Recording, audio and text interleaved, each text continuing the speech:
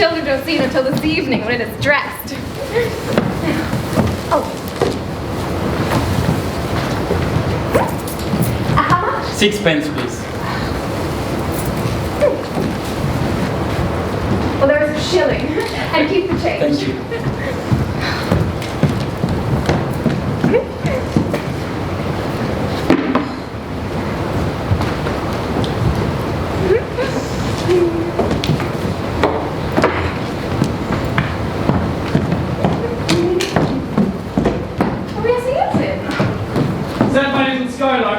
Up there?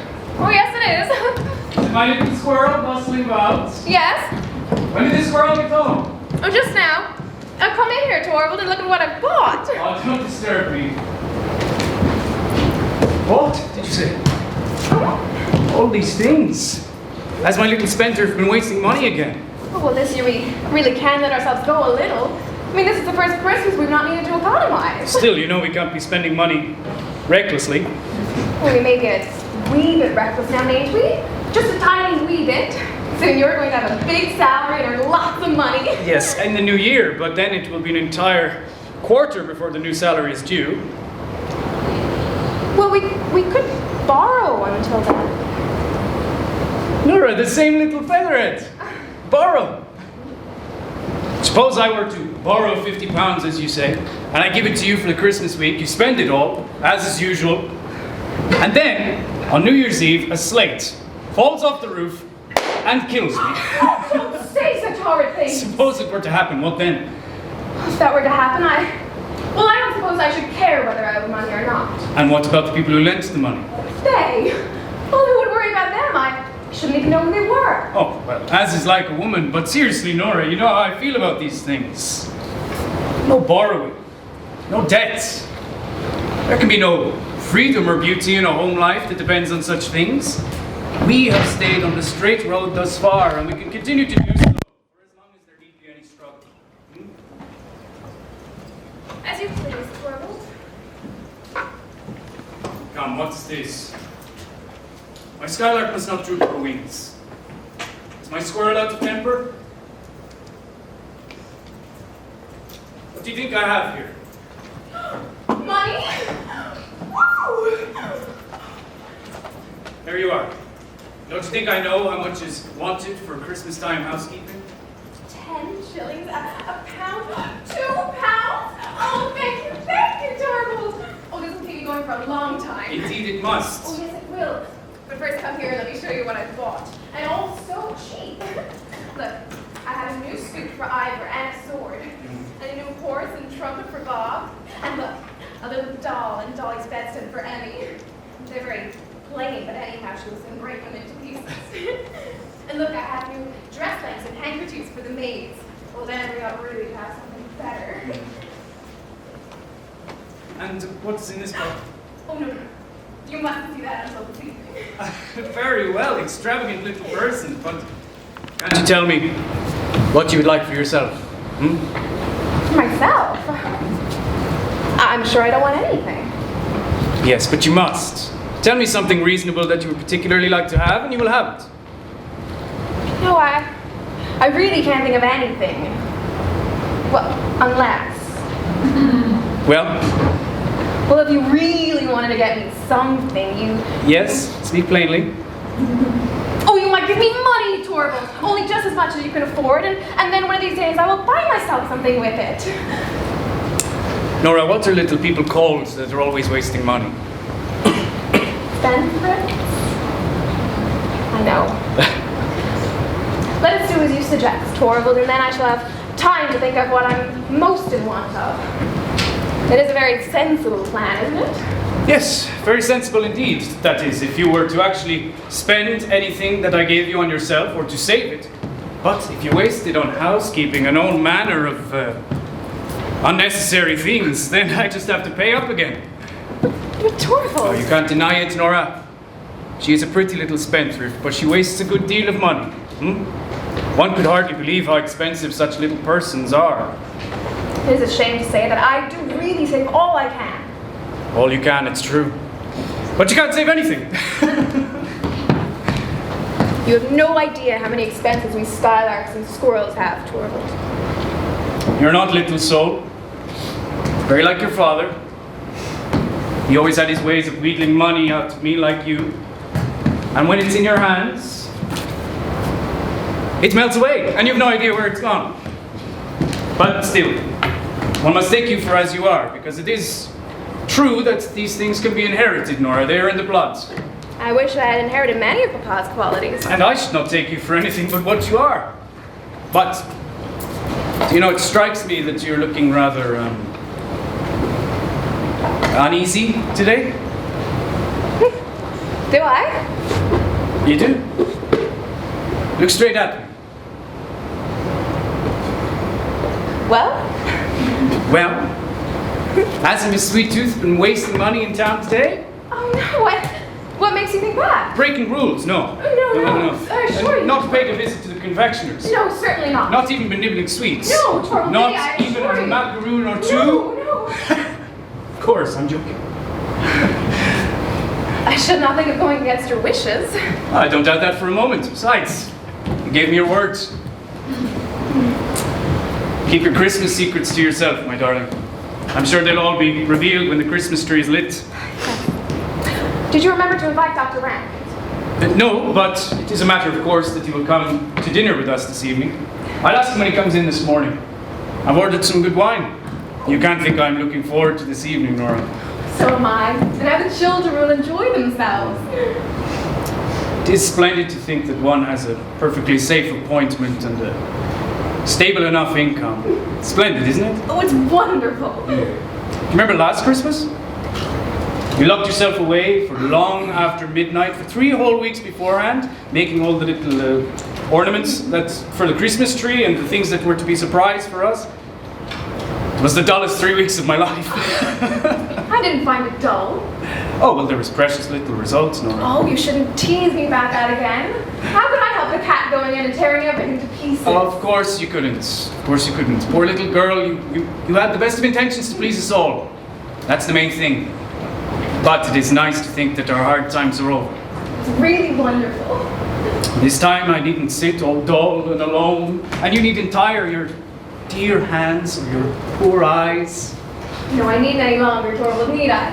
It's wonderfully lovely to hear you say that. But first, let me show you how I've been thinking we ought to arrange things. As soon as Christmas is over... Oh, there's someone at the door. What a nuisance. If it's a caller, remember I'm not at home. Yes. A lady to see you, ma'am, stranger. Ask her to come in. The doctor came at the same time, sir. Did he go straight into my room? Yes, sir.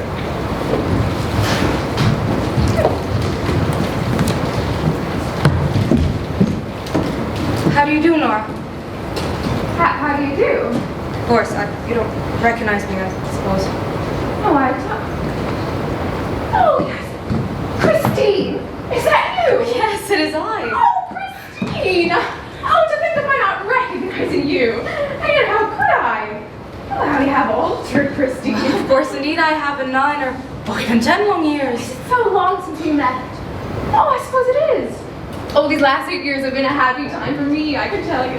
And so now you've taken this long journey into town during the winter. Oh, that was plucky of you.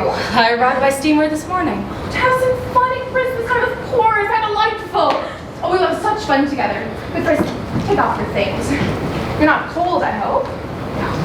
Now just sit down by the stove and be cozy. No, you sit over here on the sofa. I will sit here.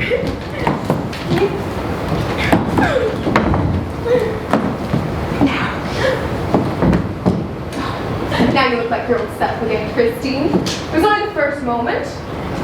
You are a little paler and perhaps a little thinner too, Christine. And much, much older. Oh, perhaps a little older. Very, very little. Certainly not much. What a thoughtless creature I am, chattering away like this. My poor dear Christine, do forgive me. What do you mean, Nora? Poor Christine. You are a widow. Yes, it is 3 years ago now. Yes, I know. I read about it in the papers.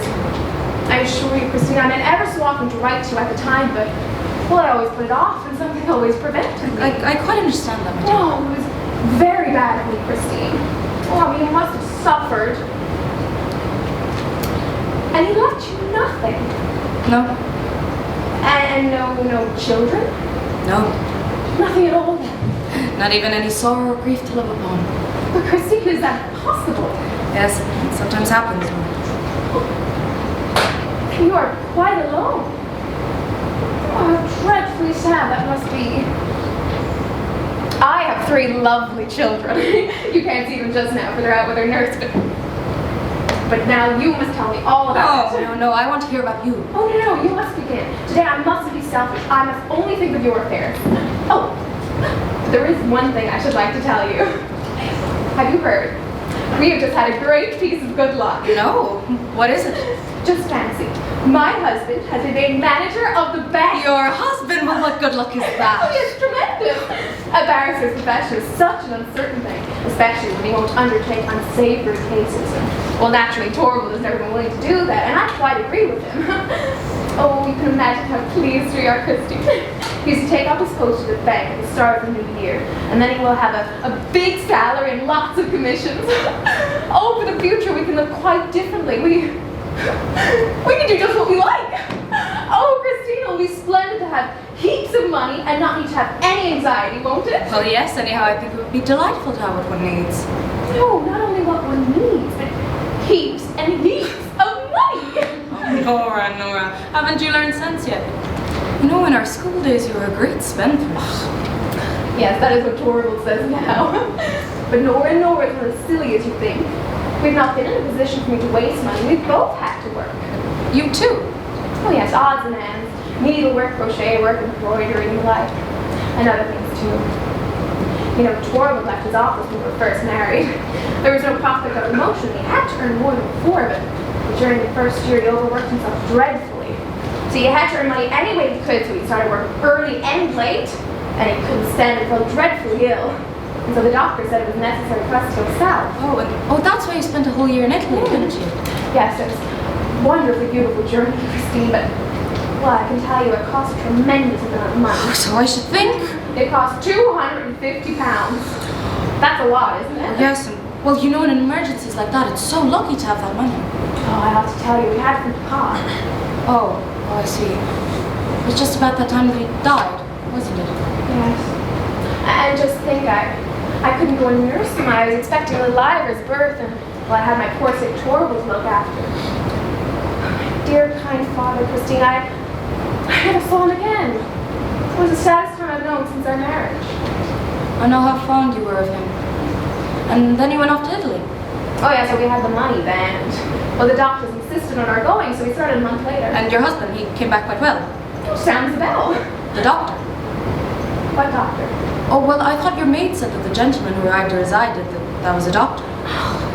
Oh yes, that was Dr. Rank, but he doesn't come here professionally. No, he's a great friend of ours and comes by at least once every day. No, Torvald has not known an hour's illness since then, and our children are strong and healthy, and so am I. Oh, Christine, it's wonderful to be alive and be happy. Oh, but how hard of me. I am talking of nothing but my own affairs. My poor dear Christine, please don't be angry with me. Tell me, is it true you didn't love your husband? Well, why did you marry him? Well, my mother was alive then, she was bedridden and helpless. I had my 2 younger brothers to provide for me, so I did not think I was justified in refusing that offer. Well, perhaps you were quite right. He was rich at the time, then. Oh, I believe he was quite well off, yes. But his business was such a precarious one, and when he died, it all went to pieces and there was nothing left. Oh, and then? Then, you know, I had to turn my hand to anything I could find. First a small shop, and then a small school, and so on. Oh, the last 3 years have seemed like one long working day, with no end, none at all. Oh, but now it isn't an end, Nora. My poor mother needs me no longer, for she has passed, and the boys do not need me either. They've got their own situations, and they can shift for themselves. Oh, what a relief you must be. No relief indeed. I only feel my life so unspeakably empty. You know, no one to live for anymore. That is why I could not stand the life in the little backwater any longer. I hope that it might be easier here to find something to busy myself with and occupy my thoughts. If only I could have the good luck of finding some kind of regular work or office work of some kind, you know? That sounds so frightfully tiring. And you look tired out now. You'd far better go off to some watering place. No father to give me money for a journey, Nora. Don't be angry with me. No, it is you that must not be angry with me, dear. The worst of a position like mine is that it makes one so bitter. No one to work for and yet always obliged to be on the lookout for chances. But when you told me of the happy turns your fortunes have taken, oh, you'll hardly believe it. I was delighted not so much on your account as my own. But what do you... Oh, you mean that perhaps Torvald could get you something to do? Yes, that is what I was thinking. Oh, he must, yes! Oh, yes, just leave it to me. I will broach you something very cleverly. I will think of something that will please him very much. Oh, Christine, it'll make me so happy to be of some use to you. How kind you are, Nora, to be so anxious to help me. Oh, you know it's doubly kind in you, for you know so little of the real burdens and troubles of life. I know so little. Small household cares and that sort of thing. You're a child, Nora. You ought not to be so superior. No? You're just like the others. They all think that I am incapable of anything really serious, that I have gone through nothing in this world of care. My dear Nora, you've just told me all your troubles. Those were trifles. I haven't told you the important thing. The important thing? What do you mean? You look down at me altogether, Christine, but you ought not to. You are proud, aren't you, of having worked so hard and so long for your mother? Well, indeed, I don't look down on anyone. But I am both proud and glad to think that I was privileged to make the end of my mother's life almost free from care. And you are proud to think of what you've done for your brothers? Well, I think I have the right to be. Oh, so do I. But look here. I will show you that I, too, have something to be proud and glad of. Oh, well, I have no doubt that you do, but what do you refer to? Don't be quiet. Suppose Torvald were to hear, we must on any account, Christine. No one in the world must know except you. What is it? Tell me. Look here. I will show you that I, too, have something to be proud and glad of. It was I who saved Torvald's life. Saved? But how? Well, I told you about our trip to Italy, but Torvald would never have recovered if he hadn't gone there. Yes, but your father gave you the necessary funds. Yes, that is what Torvald and all the others think. But? Well, Papa didn't give us a shilling. It was I who procured the money. You? But all that large sum? £250. What do you think of that? How could you possibly do it? Did you win a prize in the lottery? The lottery? There would have been no credit in that. Where did you get it from then? Because you couldn't have borrowed it. Couldn't I? Well, why not? No, a wife cannot borrow without her husband's consent, you know that. Well, if it was a wife who has any head for business, a wife who has the wit to be a little bit clever. Oh, I don't understand you at all, Nora. No, there's no you should. Besides, I never said I had borrowed the money. Perhaps I got it some other way. Perhaps I got it from some secret admirer. When anyone is as attractive as I You're a mad creature. Oh, look, Christine, you know you're full of curiosity. But listen to me, Nora. Haven't you been a little bit imprudent? Is it imprudent to save your husband's life? It seems to me imprudent without his knowledge to But do it was that. absolutely necessary that he should not know. My goodness, can't you understand that? It was absolutely necessary that he should have no idea what kind of a dangerous condition he was in. Well, it was to me that the doctors came and told me that his life was in danger, and that the only thing to save him was to rid himself. Well, don't you think I didn't try at first to get what I wanted, as if for myself? I told him I should love to travel abroad with all the other young wives. I tried tears and entreaties. I told him that he ought to be kind and indulgent to me, and that he ought to remember the condition I was in. I even hinted that he might raise a loan, but that almost made him angry, Christine. He said that I was thoughtless, and that it was his duty as my husband not to indulge in all of my whims and caprices, as I believe you call them. Very well. I said, you must be saved. And that was how I came to devise a way out of the difficulty. So did your husband never get to know from your father that the money had not truly come from him? No. Pa died just at that time. Well, I'd meant to let him in on the secret and beg him never to tell, but he was so ill and, well, alas, there never was any need. And since then you've never told your husband that secret? How could heavens know? How could you think such a thing? A man with such strong opinions about these things. And how humiliating and painful it would be for Torvald with his manly independence to think he owed me anything. No, it upset our mutual relations altogether. Our beautiful, happy home would no longer be what it is now. So, you mean to never tell? Well, perhaps someday, when I'm no longer as nice looking as I am now.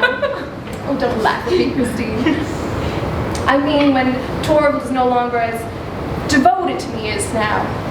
When my dancing and dressing up and reciting have paled on him. Perhaps then it would be good to have something in reserve. Oh, what nonsense. The day will never come. So what do you think of my big secret, Christine? You still think I'm of no use? I can tell you too that this affair has caused me a lot of worry. It's not been easy for me to meet the engagements punctually. I will tell you too that there's this thing that they call in business quarterly interest, and another thing called payments in installments. And it is so dreadfully difficult to keep track of them. I've had to save a little here and there where I could, you understand? I haven't been able to save much from my housekeeping money, for Torvald must have a good table. But I couldn't let my children be shabbily dressed. No, I've felt obliged to use up every penny he gave me on them. Sweet little darlings. So it has all come out in your own necessaries of life, or not? Of course. Besides, I was the one responsible for it. But whenever Torvald's given me money for new dresses and the like, I've never spent more than half of it. I've always bought the simplest and cheapest things. Thank heavens anything was good on me, so Torvald's never even noticed it. Oh, but it has been quite difficult, Christine, because, well, it is so delightful to be really well dressed, isn't it? Yes, quite so. And I found other ways of earning money. Last winter, I was lucky enough to get a lot of copying to do. And so I locked myself in and sat writing until quite late at night. There were times when I was dreadfully tired, but it was tremendous all the same to be sitting there working and earning money. It was like being a man. How much have you been able to pay off in that way? Oh, I can't tell you that exactly. It's very difficult to keep track of a matter like that. I can only tell you that I've paid every penny I could scrape together.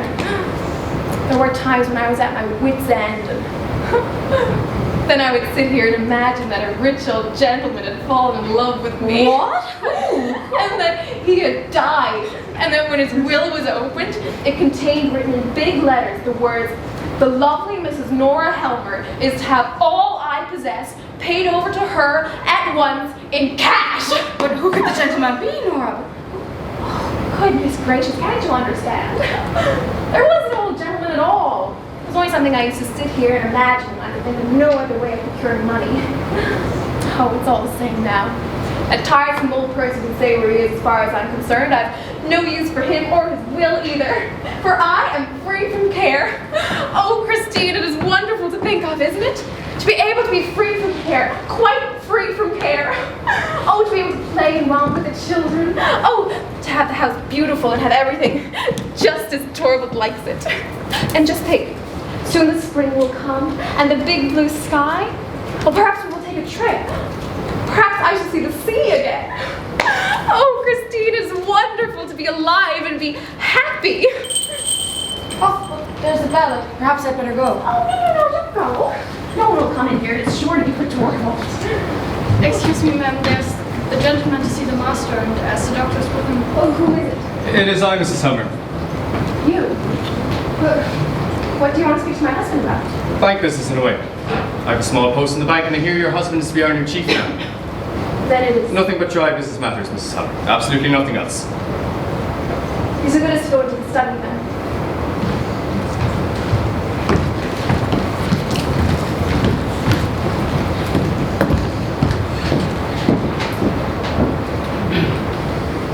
Nora, who was that man?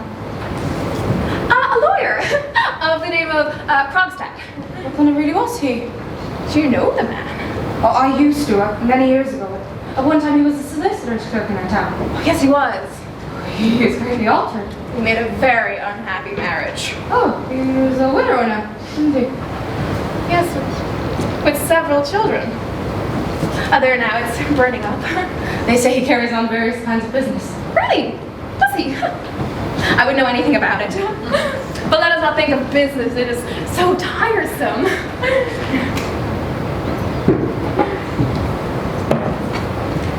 I beg your pardon? Oh, I'm afraid I'm disturbing you too. no, not at all. Dr. Rankin, this is Mrs. Linde. Ah, yes, I've Often heard Miss Lynn's name mentioned here. I think I'll pass you on the stairs when I arrive, Miss Lynn. Yes, I go up very slowly. I cannot manage stairs well. Some slight internal weakness, perhaps? No, nothing like that. The fact is, I've been overworking myself. Nothing more than that? Then I suppose you've come to town to amuse yourself with our entertainment? Actually, I've come to look for work. Is that a good cure for overwork? Well, one must live, Dr. Rank. Yes, the general opinion seems to be that it is necessary. Look here, Dr. Rank, you know you want to live. Certainly. However wretched I may feel, I want to prolong the agony as long as possible. All of my patients are like that, and so are those who are mortally diseased. One of them, and a bad case too, is at this very moment with Helmer, Oh, Whom do you mean? a lawyer of the name of Krogstad, a fellow you don't know at all. He suffers from a diseased moral character, Miss Helmer, but even he began talking of it being highly important that he should live. Did he? But what did he want to speak to Torvald about? I don't know. I only heard that it was something about the bank. Huh. I didn't know this. What was his name? Krogstad had anything to do with the bank.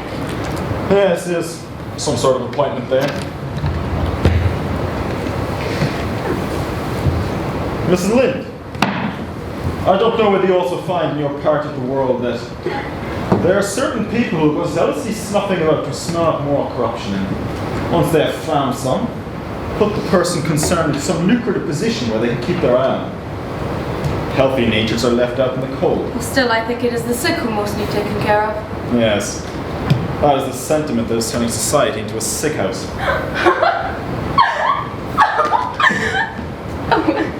Why do you laugh at that? Have you any notion what society really is? Oh, what do I care for tiresome society? I'm laughing at something quite different, something extremely amusing. Tell me, Dr. Rank, are all the people employed at the bank now dependent on Torvald? Is that what you find so extremely amusing? That is my own affair. It's perfectly glorious to think that Torvald has so much power over so many people. Dr. Rank, what do you say to a macaroon? What? I thought they were forbidden here. Oh yes, well these are some Christine brought me. What? Oh, don't be alarmed. You couldn't have known that Torvald has forbidden them. I must tell you, he was afraid they will spoil my teeth, but once in a while, isn't that so? By your leave, Dr. Rank. And you must have one too, Christine. And I will have one. Just a little one. Or at most two. Oh, I'm tremendously happy. There's just one thing in the world now I should dearly love to do. Well, what is that? Well, it's something I should dearly love to say if Torvald could hear me. Christine, excuse me, but I don't know. Mrs. Linde, dear Christine Linde. Mrs. Linde, of course. A school friend of my wife's, I presume. Yes, we have known each other since then. Yes, and just think she has traveled all this way in order to see you. What do you mean? No, really. Well, Christine is tremendously clever at bookkeeping, and she's frightfully anxious to work under some clever man so as to perfect herself. Very sensible, Mrs. Linde. Yes, and when she heard that you would be made manager of the bank, the news was telegraphed, you know. Well, she traveled here as quickly as she could. I'm sure there's something you can do for her. For my sake, won't you? I may be able to hit upon something, I'm sure. I assume you're a widow, Mrs. Linde. Yes. And you have some experience with bookkeeping. Yes, a fair amount. Then it's very likely I should be able to find something. Oh, what did I tell you? What did I tell you? You've come at a very fortunate moment, Mrs. Linde. How am I to thank you? There's no need. But for now, you must excuse me. Wait a moment. I will come with you. Oh, don't be long away, Torvald. About an hour, not more. Are you going too, Christine? Oh, yes, I must go look for a room. Well, then we can walk the street together, no? It is a pity that we're so short on space here. I'm afraid it's impossible. Please, don't even think of it. Oh, goodbye, Nora, dear. Many, many thanks, my friend. Oh, goodbye for the present. Of course, you must come back this evening. And you too, Dr. Rank. You're feeling well enough. Or you must be wrapping yourself up well. Oh, there they are. Come in. Oh, look at them, Christine. Aren't they little darlings? Well, Doctor, just stand here in the draft. Yes, come, Mrs. Linde. This place will only be bearable for a mother now. Such red cheeks like roses and apples. Oh, have you been sledding? Oh, you pulled both Emmy and Bob along on the sled, both at once. Oh, you are a very clever boy, Ivar. Oh, can I hold your hand, Marie? Please? Oh, my sweet little baby doll. Oh, yes, Mother will dance with Bob, too. Oh, what, you were snowballing? Oh, that sounds like great fun. I wish I had been there, too. Oh, you go in now, Marie. You look half frozen. There's a pot of coffee on the stove for you. What, did a big dog run after you? But he didn't bite you? No, dogs don't bite nice little dolly children. No. What are in all those parcels? I dare say you should like to know, Ivar. No, don't look at them. It's something nasty. I know. How about we play a game? What shall we play? Hide and seek. Yes, let us play hide and seek. Bob will hide first. Oh, no, his mother hide first. Oh, very well, Mother will hide first. Excuse me, Mrs. Helmer. Oh, what do you want? Excuse me. The outer door was ajar. I suppose someone forgot to shut it. Oh, my husband is not in, Mr. Krogstad. Yes, I know. What do you want here, then? A word with you. With me? Go into Anne-Marie. I know the stranger man won't hurt Mother. When he is gone, we'll have another game. Okay. You want to speak to me? Yes, I do. But today is not the first of the month yet. No. It is Christmas Eve. And it will depend entirely on you what sort of a Christmas you will spend. What do you mean? Today is impossible. We will discuss that later. But this concerns something else. I presume you can give me a moment. Yes, I can, Good. although... Now, I was in the restaurant the other day and I saw your husband walking down the street. Yes? With the lady. Well, what then? Well, may I be so bold as to ask if that was Mrs. Linde? Yes, it was. Just arrived from town. Yes, today. She is a great friend of yours, isn't she? Yes, but I don't see... I knew her too. Once, upon a time. Yes, I'm aware of that. Are you? Well, I'm sure you know all about it. Then I can ask you without beating around the bush. Is Mrs. Linde to have an appointment in the bank?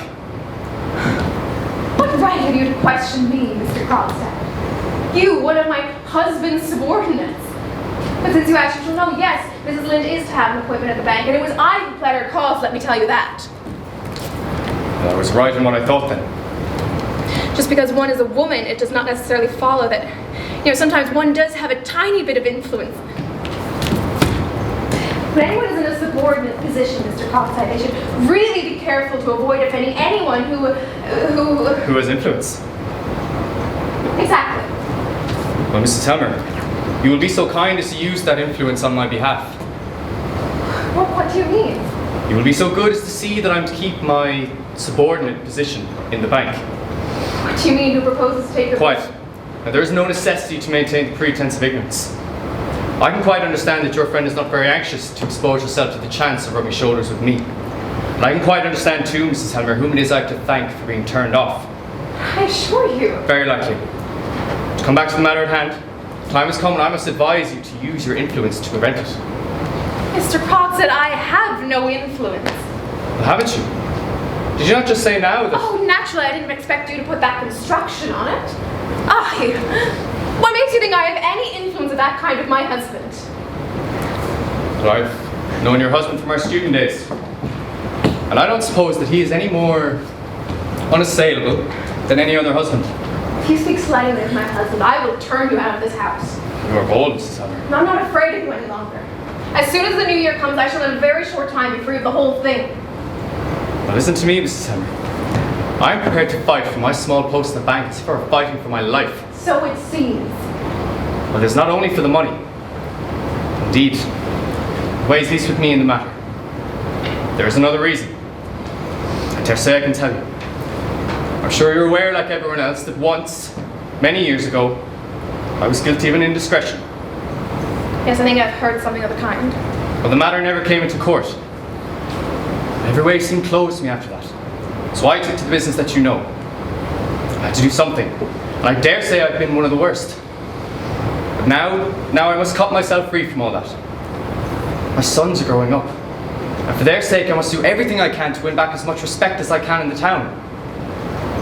This post in the bank, it was like a first step up the ladder for me. And now your husband is going to kick me down again into the mud. I assure you, Mr. Krogstad, it's not my power to help you at all. Well, then it is because you haven't the will. But I have the means to compel you. You don't mean to say that you will tell my husband that I owe you money? Suppose that I did. It would be perfectly infamous of you. To think of him learning my secret, which has been my joy and pride, in such an ugly, clumsy way that he should learn it from you. And it will put me in a horribly disagreeable position. Well, only disagreeable. We'll do it then.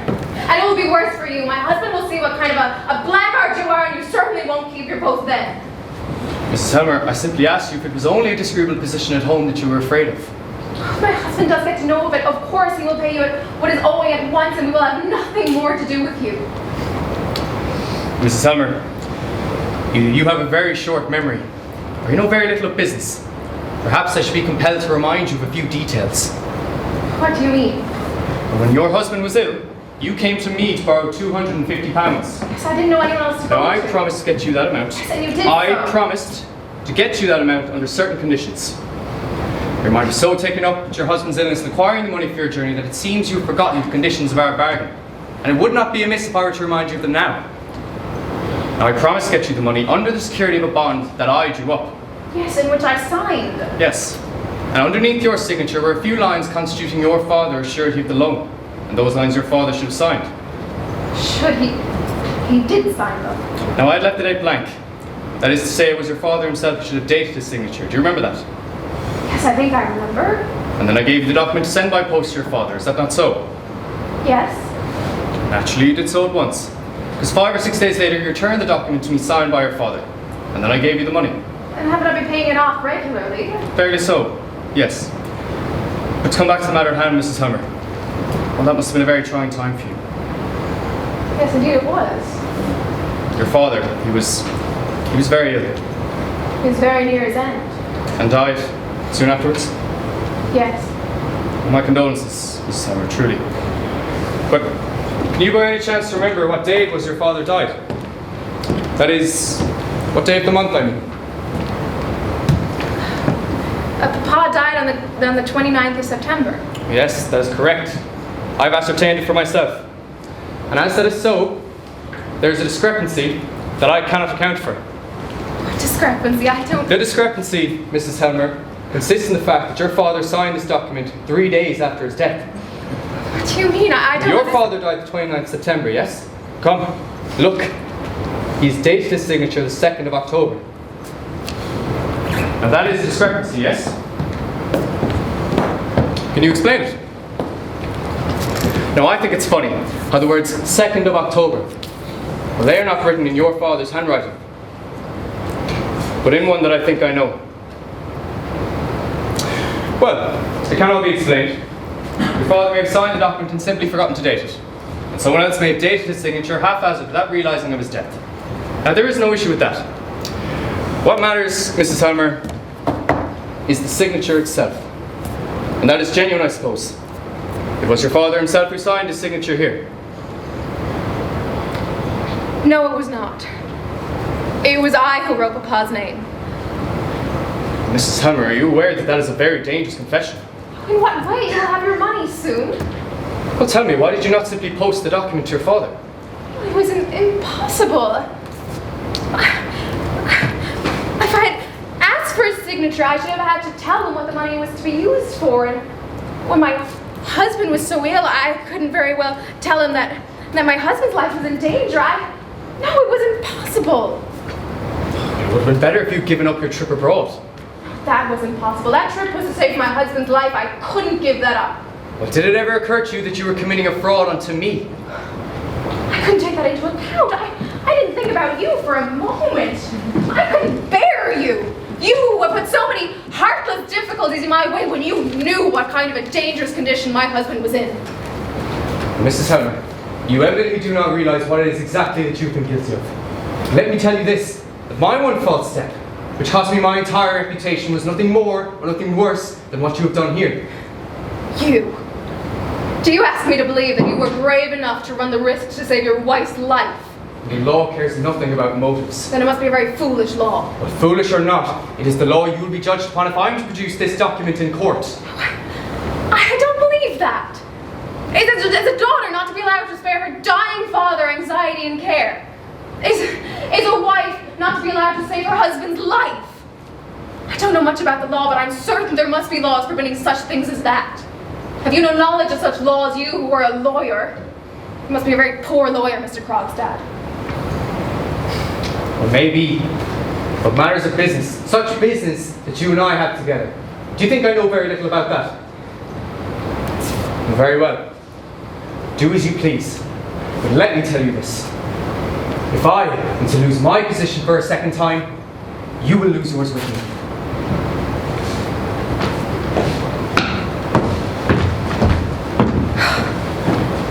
Nonsense. Trying to frighten me like that. I'm not as silly as he thinks.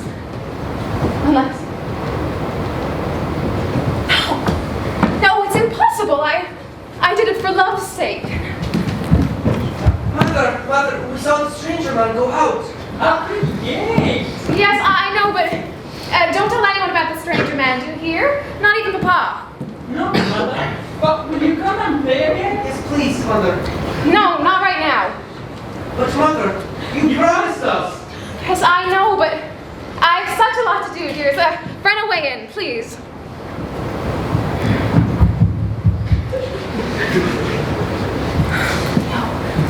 Helena, bring in the tree. Where shall I put it now? I'll just leave it over there on the floor.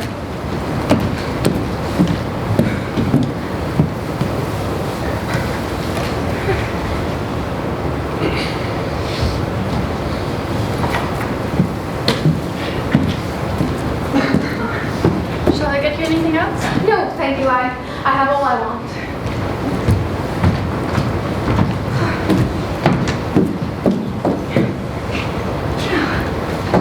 Flower here.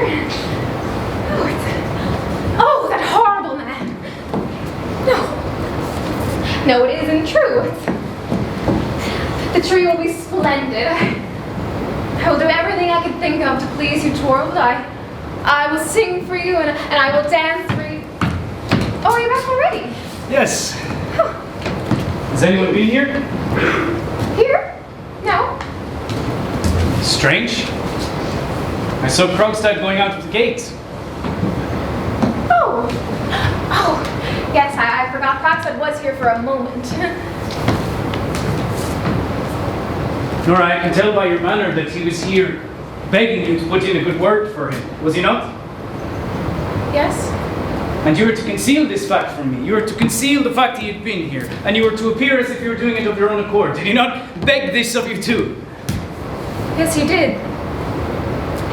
And you would be a party to such a thing, Nora. To have any sort of talk with a man like that. And to give him any sort of promise. And then to tell me a lie into the bargain. A lie? Didn't you tell me no one had been here? My Skylark must not do that again. She must have a clean beak to chirp with. No false notes. That is so, isn't it? Yes, I think so. We won't talk about it again. How warm and snug it is here, Nora. Torvald? Yes? I am looking forward tremendously to the fancy dress ball at the Stenberg the day after tomorrow. Yes, I'm tremendously curious to see what you're going to surprise me with. Yes, it was very silly of me to want to do that. What do you mean? Well, I can't think of anything that will do. Everything I think of seems so silly and insignificant. Does my little Nora acknowledge that at last? Are you very busy, Torvald? Well, Well, what are all those papers? bank business. Oh, already? Yes, I've been given authority by the retiring manager to oversee the changes in the work and the changes in the staff. And if I'm going to get it done for the new year, I have to make use of Christmas week. And that was why this poor Krogstad. Hmm. Torvald, if you weren't so busy, I should like to ask you for a tremendously big favor. Tell me, what is that? Well, no one has such good taste as you, and I do so want to look nice at the fancy dress ball tomorrow. Well, Torvald, couldn't you take me in hand and decide what I shall go as and what kind of dress I shall wear? So my obstinate little woman is obliged to get someone to come to her rescue, is that it? Yes, I can't get along a bit without your help. Very well. I'll have to think about it, and we'll hit upon something. Splendid. How pretty the red flowers look. Yes. Torvald, was it really something very bad that this Krogstad did? He forged someone's name. Have you any idea what that means? Well, isn't it possible that he was driven to do it by necessity? Perhaps, or as is most commonly the case, by imprudence. But I am not so heartless as to condemn a man altogether for a false step of that kind. Oh, you wouldn't, would you, Torvald? Many a man has been able to retrieve his character, but only after admitting his fault and taking his punishment. Punishment?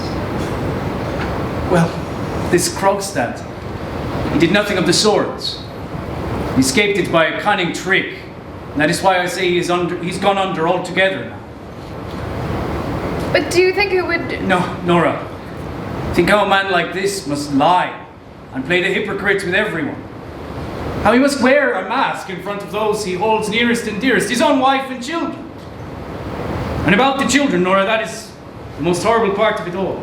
How? Because such an atmosphere of lies infects and poisons the home. Every breath that a child takes in a place like that is full of the germs of evil. Are you sure of that? I've seen it many times in the course of my life as a lawyer.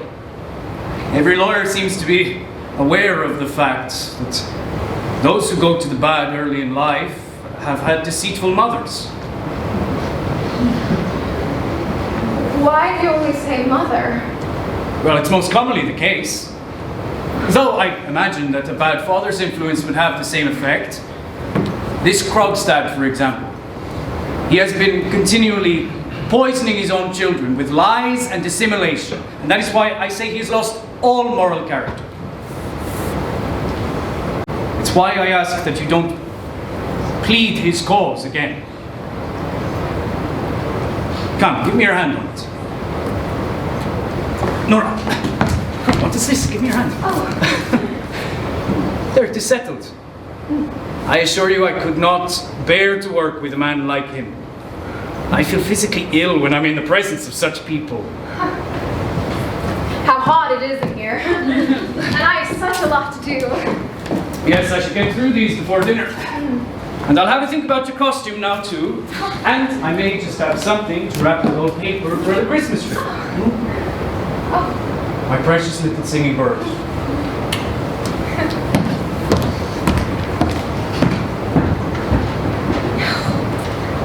No, it's impossible. It must be impossible. The little ones are begging so hard to be allowed to come into my mom. Oh, no, don't let them come in to me, Anne-Marie. You stay with them, please. Very well, Mom.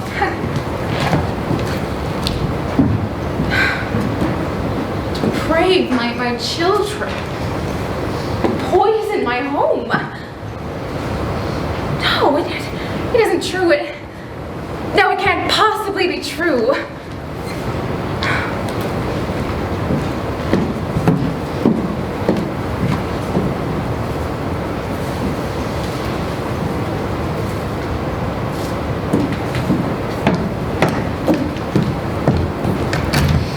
Someone's coming. No, not come. Of course, Christmas Day or the day after. Unless. No, nothing in the letterbox. It's quite empty.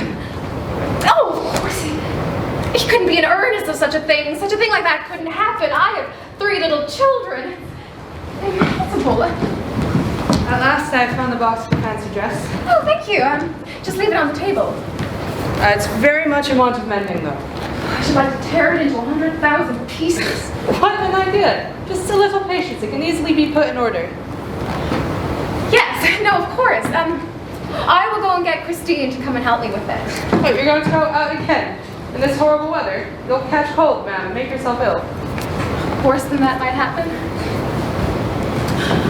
the children? Oh, the poor little souls are playing with their Christmas presents. Do they ask much for me? You see, they're so accustomed to having their mama with them.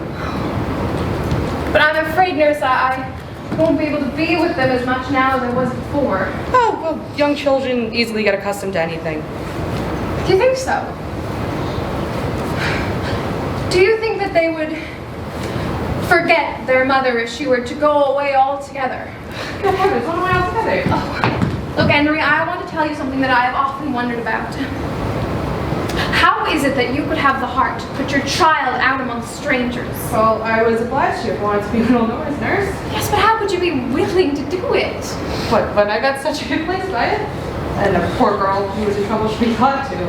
Besides, that wicked man didn't do a single thing for me. But I suppose your daughter has quite forgotten you. No, indeed she hasn't. She wrote to me when she was confirmed and when she was married. Oh, Henry, you were a good mother to me when I was little. Little Nora. Poor dear, no other mother but me. And if my children had no other mother, I'm sure. Now what nonsense I'm talking.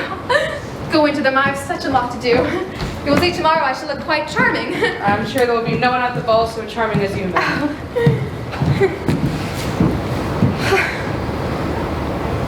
Oh, if only I could be certain that no one would come. If only I could be sure that nothing would happen in the meantime. No.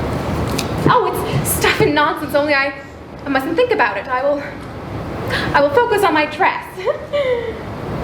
Out of my thoughts. Out of my thoughts. 1, 2, 3, 4, 5, 6. Oh, there is someone coming. Oh, Christine. Oh, it's you. There's no one else out there with you, is there? How could you come? I heard you were passing for me. Yes, I was passing by. It's something that you can help me with. Here, let us sit down on the sofa. Well, there is to be a fancy dress ball at the Stenbergs who live above us, and well, Torvald wants me to go as a Neapolitan fisher girl and dance the tarantella that I learned at Capri. I see, you're going to keep up the character. Well, yes, Torvald wants me to, but oh, look, here's my dress. Torvald had it made for me there, but well, look, it's all torn, and I haven't any idea. No, we could easily put that together. Look, it's only some of the trimming coming sewn here and there. Needle and thread. Now then, that's all we want. It is so nice of you. So, you're going to be all dressed up tomorrow, Nora? I will tell you what, I will come in for a moment to see you in all your fine feathers. I completely forgot to thank you for a delightful evening yesterday, really. Oh, I'm afraid yesterday was not as pleasant as it usually is. You ought off to come to town a little earlier, Christine. Certainly Torvald does know how to make a house look dainty and attractive, doesn't he? Well, so do you, it seems to me. You're not your father's daughter for nothing. But, tell me something. Is Dr. Rank always as depressed as he was yesterday? Oh, no. Yesterday was particularly noticeable. I must tell you that he suffers from a very dangerous disease. He has consumption of the spine, poor creature. His father was a horrible man who committed all sorts of excesses, and well, that is why his son has been sickly since childhood. Do you understand? Oh, Nora, dear, how do you know about such things? Oh, when one has 3 children, you get visits from married women who know a thing about medical matters, and they talk about one thing and another. Does Dr. Rank come here every day? Well, every day regularly. He's one of Torvald's most intimate friends and a great friend of mine, too. Oh, but tell me this.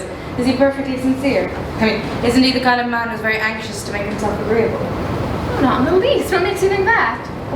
When you introduced him to me yesterday, he declared he'd often heard my name mentioned around this house, but well, then afterwards, your husband hadn't the slightest idea who I was, so well, I go Dr. Rank. Yes, that was quite right, Christine, but Torvald is so absurdly fond of me that he wants me all to himself, as he says.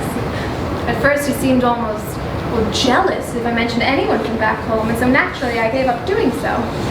But I often talk about these things with Dr. Rank because he likes hearing about them. Listen to me, Nora, you're still very like a child in many things. I'm older than you in many ways, and I have a little more experience. Let me tell you, you ought to make an end of it, Dr. Rank. What ought I to make an end of? 2 things, I think. Yesterday you talked some nonsense about some rich admirer who's stealing your money. Oh, an admirer who doesn't exist, unfortunately. What then? Well, is Dr. Rank the man it means? Yes, he is. And now there's no one to provide for? No one. And he comes here every day. Yes, I told you so. Well, how can this well-bred man be so tactless? I don't understand you at Don't all. prevaricate, Nora. Do you suppose that I didn't guess who lent you the £250? Are you out of your senses? A friend of ours who comes by at least once every day. Do you have any idea how painful a position that would be? Then it really wasn't he. No, of course not. Would never have entered my head to think of asking Dr. Rank. Besides, he didn't have any money to lend then. Came into his money afterwards. Well, I think that was very lucky for you, Nora. No, it would never have entered my head for a moment. Although I'm sure if I had asked Dr. Rank. Of course, you won't. No, of course not. I shouldn't necessarily think it would be possible. But if I told Dr. Rank, Behind your husband's back. I must make an end of it with the other one, and that will be behind his back. I must make an end of it. Yes, that is what I told you yesterday, but... Oh, a man can put a thing like this straight far easier than a woman. One's husband, yes. Oh, nonsense. When you pay off your debt, you get your bond back, don't you? Yes, as a matter, of course. And you can tear it into 100,000 pieces and burn it with nasty, dirty paper.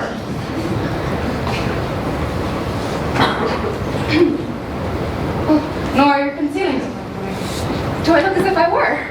Something has happened to you since yesterday morning. Nora, what is it? Oh, Christine. Hush. Oh, there's Torvald. No, can you go into the children, please? Torvald can't bear to see dressmaking going on. Let Anne-Marie help you. Certainly. But I'm not going away from here until you and I have a talk with her. Yes.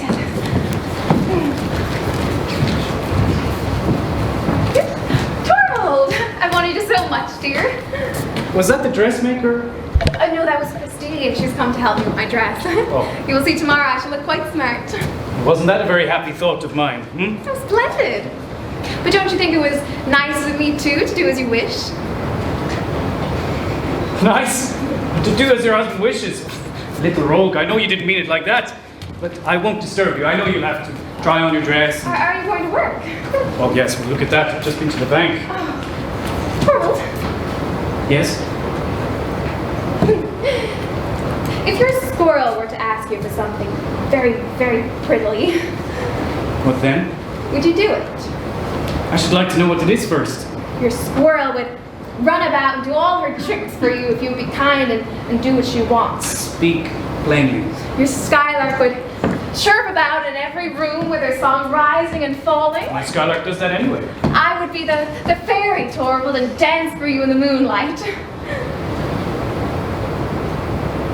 Surely you don't mean that request you made of me yesterday morning. Yes, please, Torvald, I beg you so earnestly. Have you really the courage to open up that question again? Yes, Torvald, please, you must do what I ask. You must let Krogstad keep his post at the bank. But it is his post that I've promised to Mrs. Linde. Yes, and you have been so kind about that, but, well, couldn't you just as easily dismiss some other clerk instead of Krogstad? That is simple, incredible obstinacy. Because you gave him a thoughtless promise, now I am No, expected that is not the reason. This man writes in the most scurrilous of newspapers. You've told me so. Very important difference between your father and I, Nora. As a public official, his reputation was not above suspicion. Mine is. I should like to think that it will be that way for as long as I hold my office. But you never can tell what mischief these men may contrive. You ought to be so well off, so snug and happy in our beautiful, peaceful home. Just me, you, and the children, Torvald. That is why I beg you so earnestly. It is precisely because you're interceding for him that you make it impossible for me to keep him. It's already known at the bank that I mean to dismiss Krogstad. Now it would get about that the new manager changed his mind at his wife's bidding. What if it did? Of course. What if this obstinate little woman could get her way? You would embarrass me in front of my entire staff. I would look ridiculous. You would have it be that they would think that I am a man who can be swayed by all sorts of outside influence. I should surely feel the effects of it most immediately, I can tell you. Besides, there is another reason I can't keep Krogstad at the bank for as long as I'm manager. Well, what is that? His moral failings I might have been able to overlook. Yes, you could, couldn't you? And I'm told he's a good worker. Oh, yes. But we knew each other when we were boys. It was one of those rash friendships that so often proves incubus in afterlife. I may as well tell you plainly, we were once on intimate terms with one another, but the man lays no restraint upon himself in the presence of others. It makes him think that he can adopt this familiar tone with me. It's always, I say, Helmer, my dear fellow, and things such as that. It's extremely painful for me. He would make my position at the bank intolerable. I don't believe you mean that. Don't you? Why not? Well, it's just such a narrow-minded way of thinking of things. Narrow-minded? You think me narrow-minded? No, of course not. It's just the opposite. It is exactly for that reason. It's the same thing, Nora. If my outlook is narrow-minded, then I must be too. Narrow-minded? Very well. I must put an end to this. Well, what are you going to do? I'm settling it.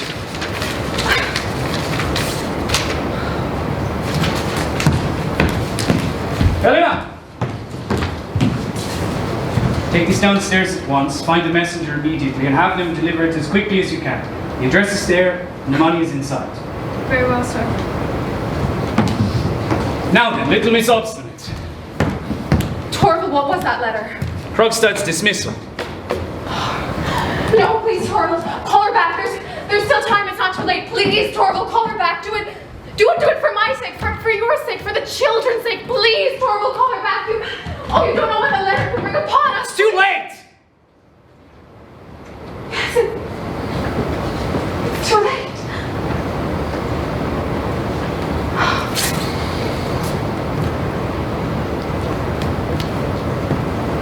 Nor I can forgive the anxieties that you're in. But they are a great insult to me. Is it not an insult to think that I would put myself at the mercy of some starving quill driver's vengeance? But I forgive you nonetheless, because I know it is such eloquent witness to the love you bear for me. Come what will, you will see that I have strength and courage enough if they be needed. You will see that I can take everything upon myself. What do you mean by that? Everything, I say. No, you will never have to do that, Torvald. Well, you're right. We'll share it, as man and wife should. That is how it will be. Are you content now? Not these frightened dove's eyes. The whole thing is the wildest fancy.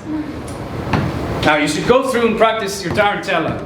Play with your tambourine, and I'll go into the office. I won't hear a sound. You can make as much noise as you like. And when Rank comes, tell him where he'll find me.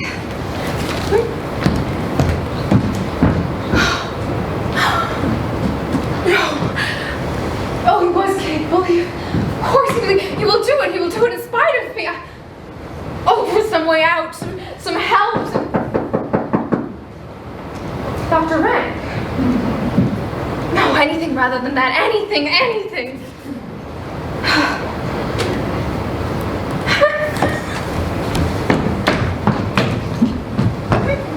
Good day, Dr. Rank. I knew your ring, but you mustn't go into Torvald just yet. I think he's busy with something. And you? Well, I always have time for you. Thank you. I shall make use of as much of it as I can. Well, what do you mean by that? As much of it as you can. Well, does that alarm you? It's just a strange way of putting it, is all. Is anything likely to happen? Nothing but what I've long been prepared for. But I certainly didn't expect it to happen so soon. What if you found out? Dr. Rank, you must tell me. It is all up with me. And it can't be helped. Oh, it's about yourself. Who else? It's no use lying to oneself, Miss Helmer. I'm the most wretched of all my patients. Lately, I've been taking stock of my eternal economy. Bankrupt. Probably within a month I shall lie rotting in the churchyard. Oh, what an ugly thing to say. The thing itself is cursedly ugly. And what's worse is that I shall have to face so much more that is ugly before that. I shall make one more examination myself. And once I've done that, I shall know pretty certainly when it will be. The horrors of dissolution will begin. There's something I want to tell you.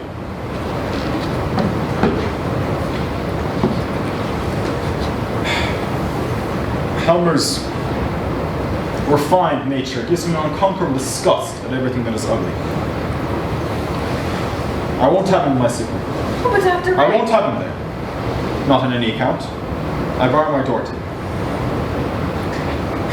Once I am pretty certain that the end is near, I will send you my card with a black cross on it, and then you two will know that the loathsome end has begun.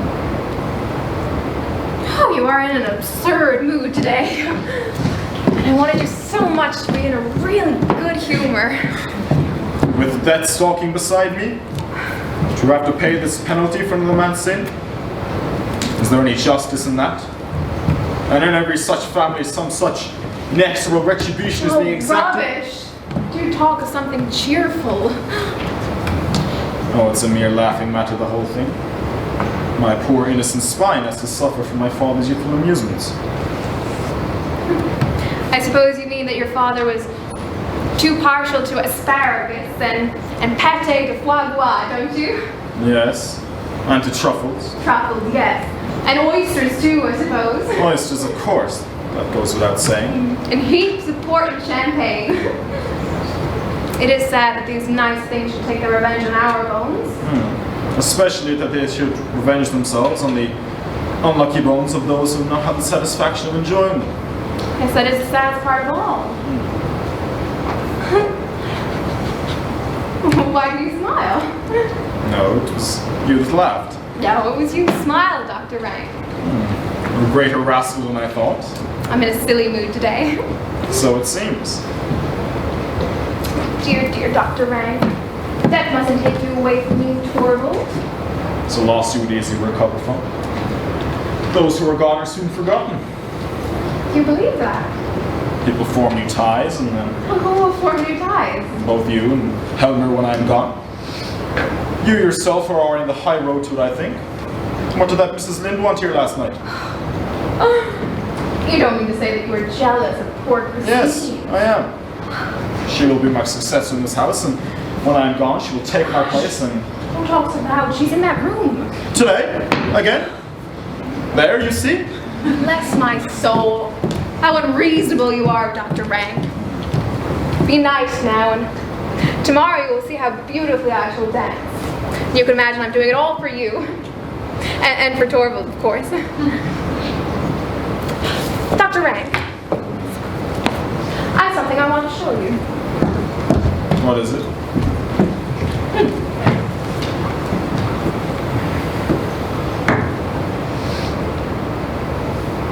Just look at those. Silk stockings. Flesh colored, aren't they lovely? It's so dark in here, but tomorrow... Oh no, you must only look at the feet. Well, you may have leave to look at the legs, too. Why are you looking so critical? Don't you think they will fit me? Oh, I have no means of forming an opinion about that. Oh, for shame! That's to punish you. And what are the nice things am I to be allowed to see? Not a single thing more for being so naughty.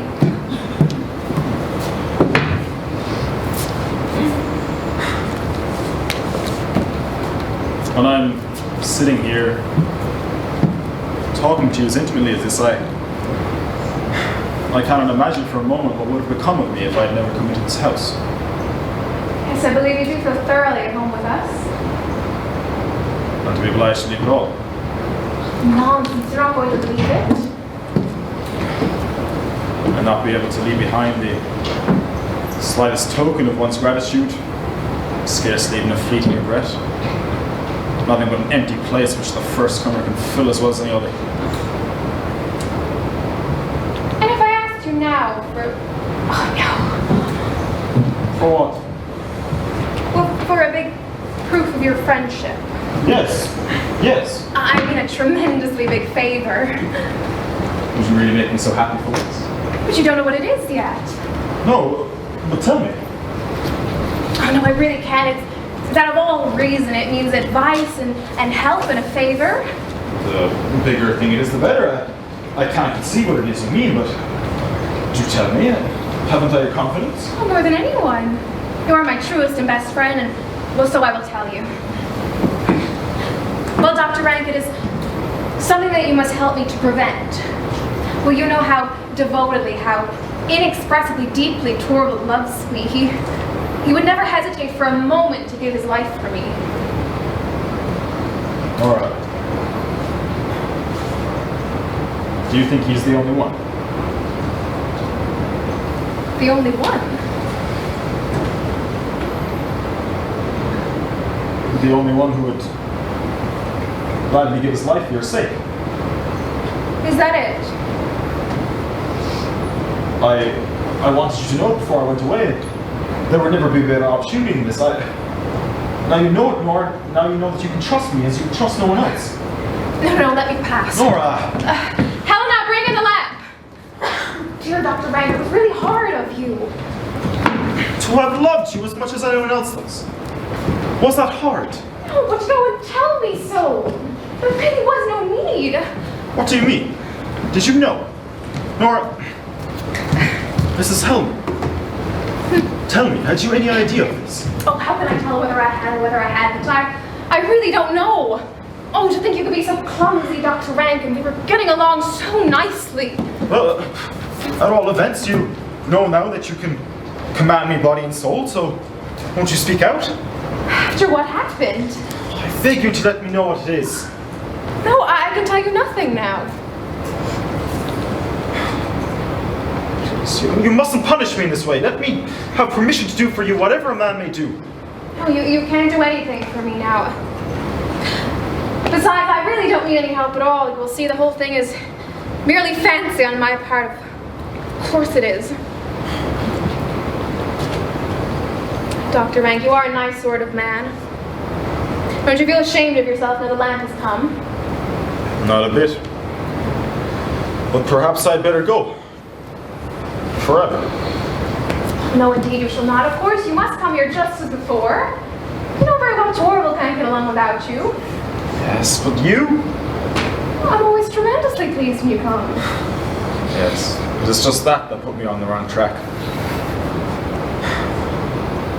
You're a riddle to me. I have often thought that you would almost as soon be in my company as in Helmer's. Well, you know, there are those that one loves best and those that woman almost always rather have as companions. Yes, there is something in that. When I was at home, of course I loved Papa the best, but well, I always thought it tremendous fun if I could steal down to the maid's room because, well, they never moralized and talked about such entertaining things. I see. And is their place I'd taken?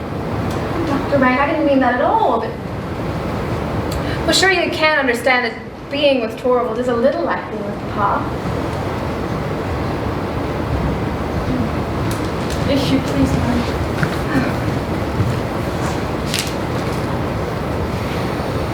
Oh. Is something wrong? No, nothing. It's something. It's my new dress.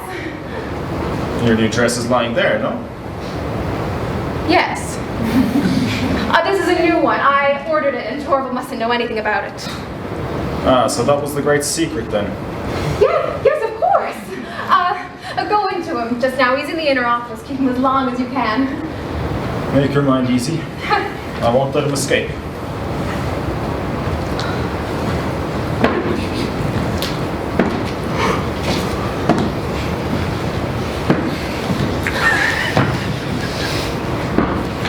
And he's standing waiting in the kitchen.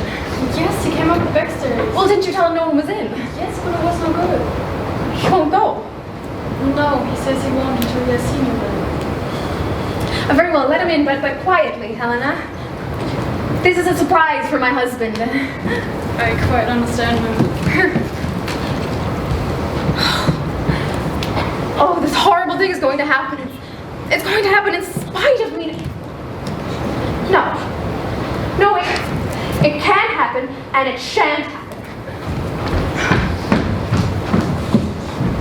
Speak low, my husband is at home. No matter about that. What do you want from An explanation of something. Oh, make haste then, what is it? Well, I suppose you know that I've been given my dismissal. Oh, yes, I couldn't prevent it, Mr. Krogstad. I fought as hard as I could on your side, but it was no good. Does your husband love you so little?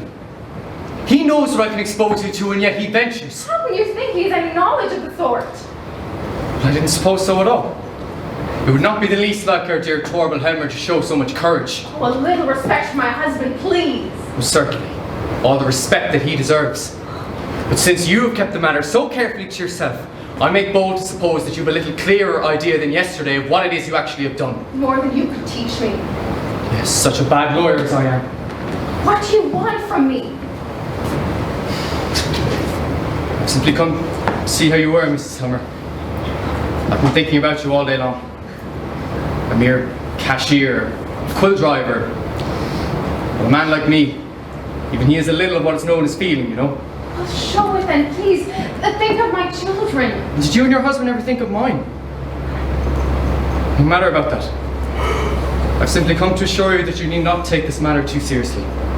In the first place, there will be no accusation made on my part. No, of course not. I was sure of that. Yes. The whole thing can be arranged amicably. There's no reason why anyone should need to know anything about it. And it will remain a secret between the three of us. Mr. Krogstad, my husband must not get to know anything about this. And how are you to prevent it? Now, am I to suppose that you have the means to pay the balance that is owing? No, not just at present. Or perhaps you have some expedient to raise the money so soon? No expedient I mean to make use of. Well, it would be no use to you now in any case. If you were to stand before me with ever so much money in your hand, Mrs. Helmer, well, I would never part with your bond. Tell me, what purpose you mean to put it to? I simply mean to preserve it. To keep it in my possession. No one who's concerned in the matter shall have the slightest hint of it. So that if the thought had driven you to any desperate resolution. It has? Well, if you had it in your mind to run away from your home. Yes, I had. Or something worse. How could you know that? Give up the idea. How could you know I'd even thought of that? Many of us think of it at first. I did too. But I hadn't the courage.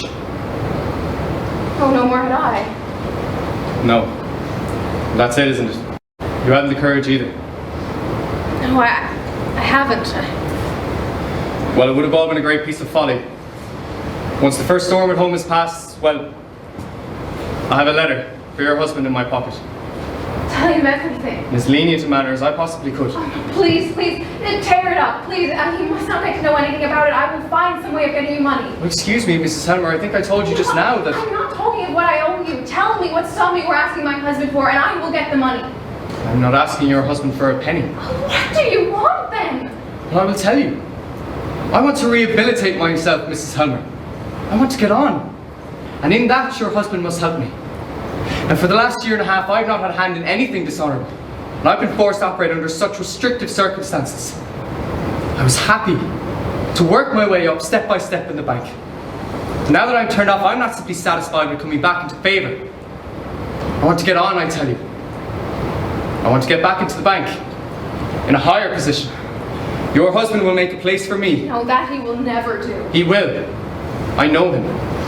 You dare not protest. And when I'm back in the bank, you will all see. Within a year, I will be the manager's right hand. It will be Nils Krogstad and not Torvald Helmer who will be managing the bank. That is a thing you will never see. Do you mean that you will? I have courage enough for it now. Well, you don't frighten me. Fine, spoilt little lady. Oh, you'll see. You will see. Under the ice, perhaps. Or under the cold, cold black water. And in the spring to rise against the surface all horrible and unrecognisable, with your hair falling out. No, you can't frighten me. Nor you me. People don't do such things, Mrs. Helmer. And besides, what use would it be? I shall have your husband completely in my power all the same. Afterwards, when I'm no Mrs. Helmer, are you aware that it is I who is the keepings of your reputation? Now you have been warned. Do not do anything foolish. When your husband has read my letter, I will expect a message in return. And remember this, that it was your husband who forced me to act in such ways as this again. And for that I will never forgive him. Goodbye, Mrs. Helmer.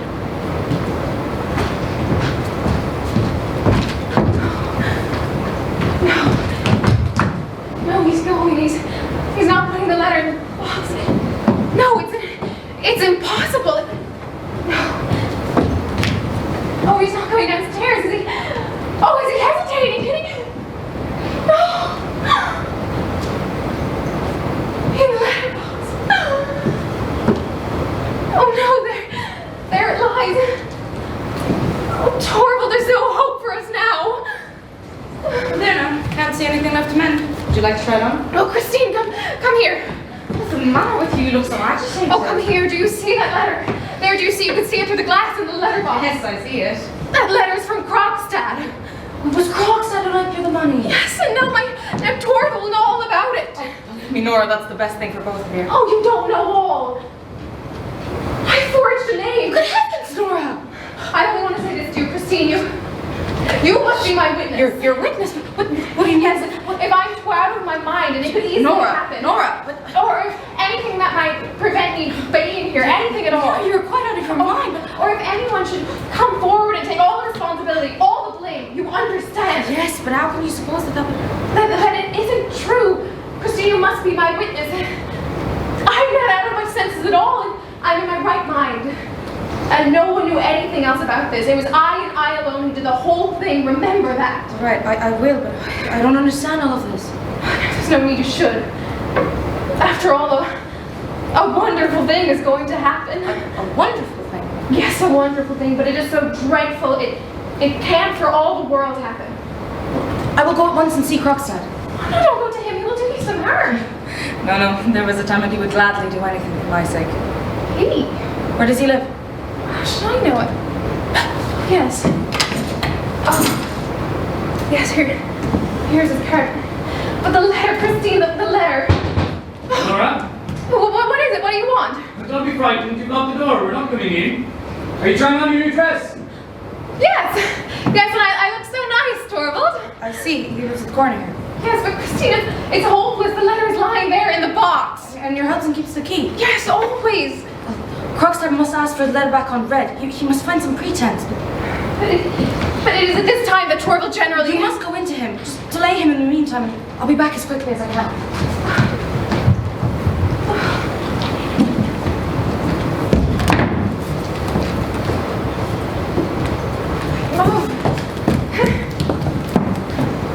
Torvald! Well, can I come into my own rooms at last? Come, Rank. Now you will see that... What is this? What is what, dear? Rank led me to believe there would be a splendid transformation. Yes, I understood so, but evidently I was mistaken. Yes, and no one is to have the chance of admiring me in my new dress until tomorrow. Nora, you look so worn out. Have you been practicing too much? No, I haven't practiced at all. You will have to. Oh, yes, indeed I will, but I can't get along a bit without you to help me. I've absolutely forgotten the whole thing. Well, we will soon work it up again, I'm sure. Oh, yes, please help me, Torvald. Promise me that you will. I'm so nervous, all the people. Promise me that you must give yourself up to me entirely this evening. Not the tiniest bit of business. You mustn't even take a pen in your hand. Will you promise me that, dear? I promise. I'll be wholly and absolutely at your service. But first, I must What are you going to do there? just to check if any letters have come. Don't do that, dear. Why not? Well, there's nothing in there. Well, let me just check. Oh, I can't dance tomorrow if I don't practice with you. Are you so afraid of it, my dear? I'm so dreadfully afraid. Let me practice it once. There's still time now before we go to dinner. Please, sit down and play for me. Criticize me and correct me as you play. With the greatest pleasure, if it's what you wish. Yes. Now play for me, dear. I'm going to dance.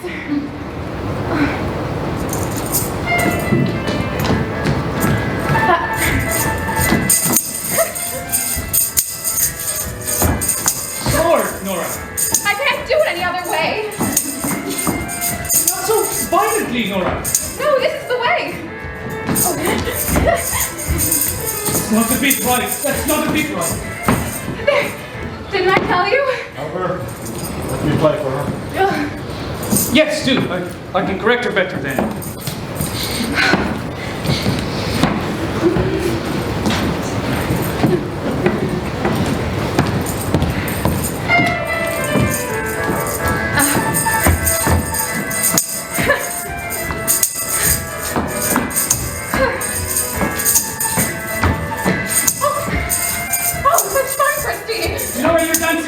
Depended on it. So it does! Stop, Frank. Stop this madness at once. Stop, I say. There, you see? I can hardly believe it. You've forgotten everything I taught you. Yes, You will need a lot of coaching. Oh, yes, you see how much I needed. You always coached me up until the last minute. Promise me that, dear. You can depend on me. Yes, you mustn't think of anything other than me, either today or tomorrow. You mustn't open a... Oh, now you mustn't open a single letter, not even open the letter box. You're still so afraid of that Krogstad, Yes, indeed I am. Nora, I can tell by your looks there is a letter lying from you in there. Really? I don't know. I think there is, but you mustn't read anything of the kind. Nothing hard must come between us until all of this is over. Helmer, you mustn't contradict her.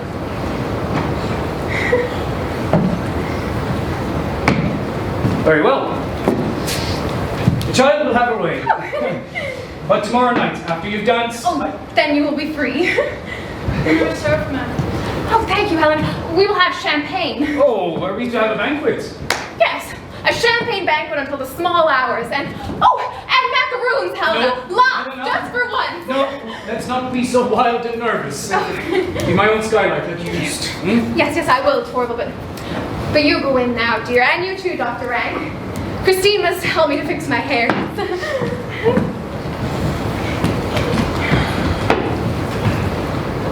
Helmer, I don't suppose she's expecting anything. Quite the opposite, my dear fellow. This is just that childish nervousness I've been telling you about.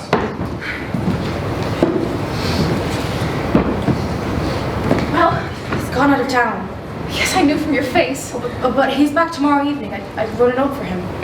You must have done nothing of the sort. You were to prevent nothing.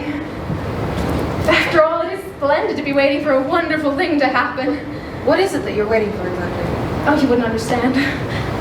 Go into them, Christine. I will be in a moment.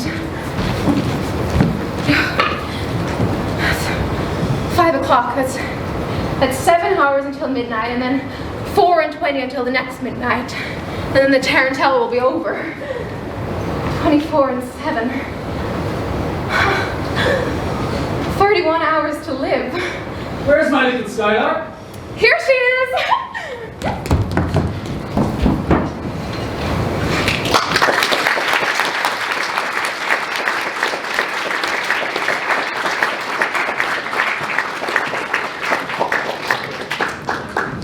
So I hope you're all enjoying the show so far. This will be the commencement of the intermission. So again, you're all welcome to step outside. We have tea, coffee.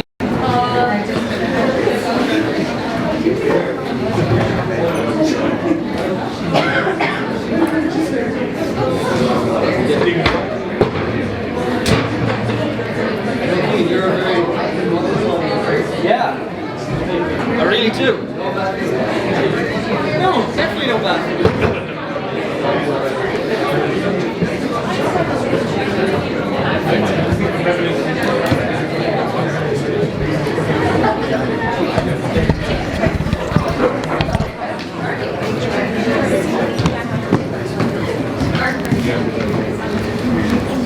Okay, welcome back everyone. I'd just like to remind you one more time to turn your phones back on silent or turn them off completely if they were on during the intermission. Enjoy the rest of the show.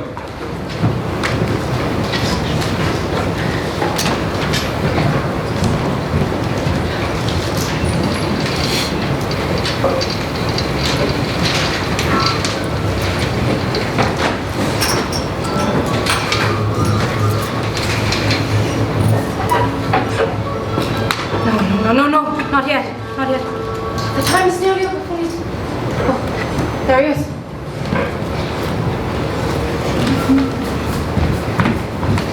Come in, there's no one here. I found a note from you at home. What does this mean? It's absolutely necessary that I should have a talk with you. Is it absolutely necessary that it should be here? It's impossible where I live. There's no private entrance to my rooms. Oh, come here. Come in. We're quite alone. The maid is asleep and the Helmers are at a dance upstairs. Are the Helmers really at a dance tonight? Yes. Why not? Certainly. Why not? Now, Nils, let us have a talk. Well, do we two have anything to talk about? We have a great deal to talk about. I shouldn't have thought so. You never properly understood me. Is there anything left to understand? Except what was obvious to all the world. A heartless woman jilts a man when a more lucrative chance shows up. Do you believe that I'm absolutely as heartless as all that? Do you really think that I did that with the right heart? Didn't you? Oh, Nils, did you really think that? If it were as you say, why did you write to me as you did at the time? I could do nothing else. As I had a break with you, it was also my duty to put an end to everything you felt for me. So that was it then? And all this? Just for the sake of money? You must not forget, I had a helpless mother and 2 younger brothers to provide for. I couldn't wait for you, Nils. The prospects seemed rather hopeless now. That may be so. You had no right to throw me over for anyone else's sake. Indeed, I don't know. Many a time did I ask myself if I had the right to do it.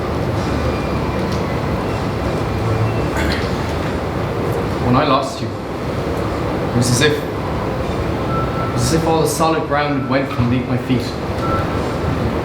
Now look at me. I'm a shipwrecked man clinging to a bit of wreckage. But help may be near. It was near. And then you came and stood in my way. Oh, unintentionally. Nils, it was only today that I learned it was your place I was to take in the bag. And I believe you if you say so. But now that you know, you're not going to give it up to me. No, because that would not benefit you in the least. Benefit? Benefit? I would have done it whether or no. Well, I've learned to act prudently. Life and hard, bitter necessity have taught me that. And life has taught me not to believe in fine speeches. Well, then life has taught me something very reasonable, but deeds you must believe in. What do you mean? Well, you said you were like a shipwrecked man clinging to a bit of wreckage. I had good reason to say so. Well, I am like a shipwrecked woman clinging to some wreckage. I've no one to live for, no one to mourn for. That was your own choice. Had no other choice then. Well, what now? Nils, how would it be if we 2 shipwrecked people could join forces? What are you saying? The 2 on the same piece of wreckage stand a better chance than each on their own. Christine, What do you suppose brought me to town? do you mean that you gave me a thought? I could not endure my life without work. All my life, as long as I can remember, I have worked, and that has been my greatest and unfortunately only pleasure. Now I'm quite alone in the world. My life is so dreadfully empty. I feel so forsaken. There's not the least bit pleasure in working for oneself. Give me something. Give me someone to work for. No, I don't trust it. There's nothing but a woman's overstrained sense of generosity that prompts you to make such an offer of yourself. Have you ever noticed anything of the sort? Could you really do it? Tell me, do you know about my past life? Yes. And you know what the people here, what they really think of me? You seem to me to imply that with me you might have been quite another man. Christine, I'm certain of it. Too late now. Christine, are you saying this deliberately? Yes, of course. I can see it on your face. Tell me then, have you the courage I want to be a mother to someone. Nils and your children, they need a mother. We 2 need each other. I have faith in your real character, Nils. I can dare anything together. Thank you, Christine. Now I shall do everything I can to clear my name in the eyes of the world. I forgot. Oh, hush, the tarantella. We must go. Why? What is it? Oh, do you hear them up there? Well, that is over and we may expect them back. Yes, I will go at once. But it is of no use. I suppose you're unaware of what steps I've taken in the matters of the Helmers. Yes, I know all about that. And yet you still have the courage I to... understand very well what lengths a man like you might be driven to despair. If only I could undo what I've done. You cannot. The letter's lying in the letterbox now. Are you sure? Oh, I'm quite sure. Wait. Is that it then? That you want to save your friend at any cost? Christine, tell me frankly, is that so? Yes. A woman who has sold herself once for another's sake doesn't do it a second time. Very well. I will ask for my letter back. No. Yes, yes. Of course I will. No, I will wait till Helmer comes home and ask for my letter back. I will tell him it simply concerns my dismissal and that he is not to read Oh, it. Nils, you must not recall your letter. But tell me, is that not why you asked me here in the first place? In my first moment of fright, it was. 24 hours have elapsed since then, and I've witnessed incredible things in this house. Well, Helmer must know all about it. This unhappy secret must be disclosed. We must have complete and utter understanding between one another, which is impossible with all this concealment and falsehood going on. Very well. If you will take the responsibility. There's one thing I can do in any case, and I shall do it at once. You must be quick and go. The dance is over. We're not safe a moment longer. Yes, I will wait for you below. Yes, do. You must walk me back to my door. Oh, Christine, I've never had such a piece of good fortune in all my life.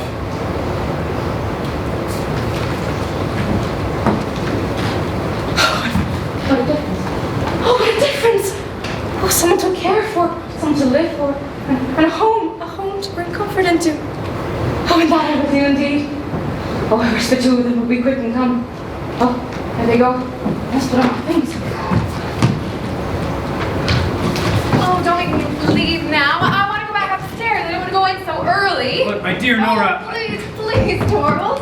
Even if only it's just for an hour more, please. Not a moment longer. You know that was our arrangement. Now, get inside before you catch a cold. Good evening. Oh, Christine. Oh. Mrs. Linde, you're here so late. Oh, yes, you must excuse me. Oh, well, I was so anxious to see Nora in her dress. Have been sitting here waiting for me. Yes, unfortunately, I'd come too late. You'd already gone, but I just thought I couldn't go in if I hadn't seen you. Look at you. Yes, take a good look at her, Miss Linde. She's worth looking at, I think. Isn't she remarkably pretty? Yes, indeed she is. Isn't she charming? Everyone at the dance said so. But she's terribly self-willed, this little person. You'll hardly believe I almost had to drag her out there by force. Oh, you repent not having let me stay any longer, even if it was for only half an hour. Listen to her, Mrs. Linde. She had danced the tarantella, and it had been a tremendous success. Though it was a trifle too realistic in what was compatible with the limitations of art, but it was a tremendous success altogether. You think I was going to let her stay and spoil the effect after that? No. No. I took my Capri maiden by the arm, my capricious Capri maiden, I might say, a curtsy to either side, and then, as they say in the novels, the beautiful apparition disappeared. An exit ought always to be effective, Mrs. Linde, but that is something I cannot make little Nora understand. It's very warm in here, no? Dark. Excuse me. Well, Had a talk with her. yes, and... Nora, you must tell your husband all about it. Oh, I knew it. No, you have nothing to be afraid of as far as Krogstad is concerned. But you must tell him. I won't tell him. Then the letter will. Thank you, Christina.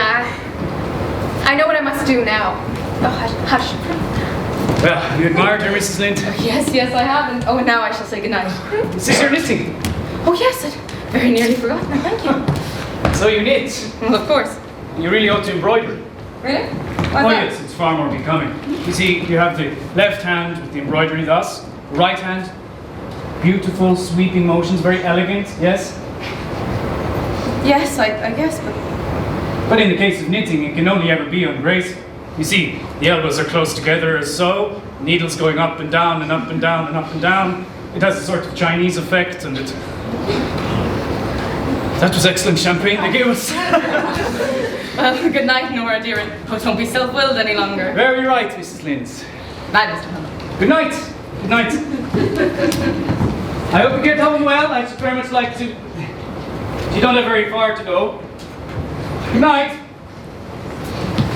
She's a frightful bore, that woman. At last we're rid of her.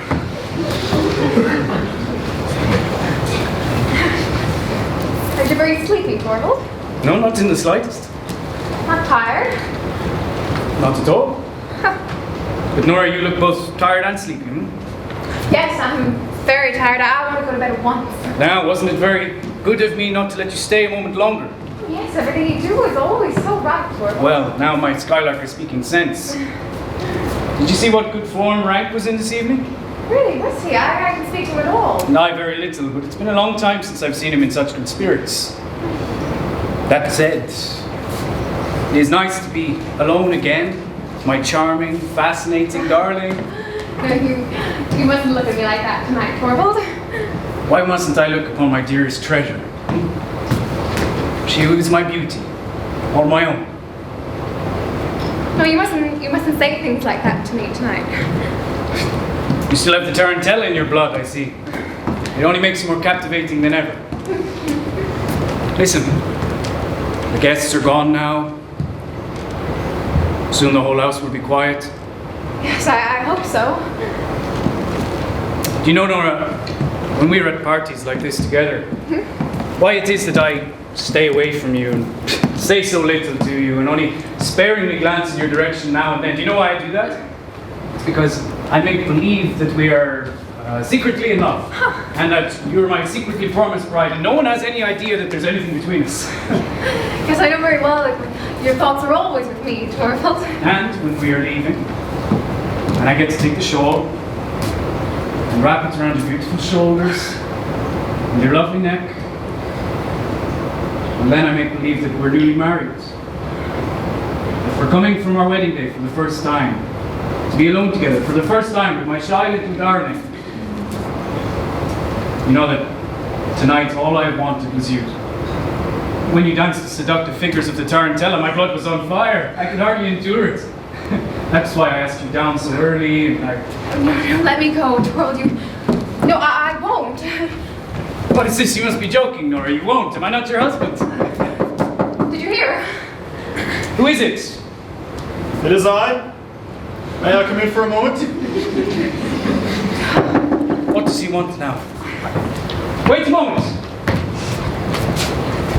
Come! How kind of you not to pass by our door. Helmer! I thought I heard your voice and felt like looking in. Yes. Ah, yes.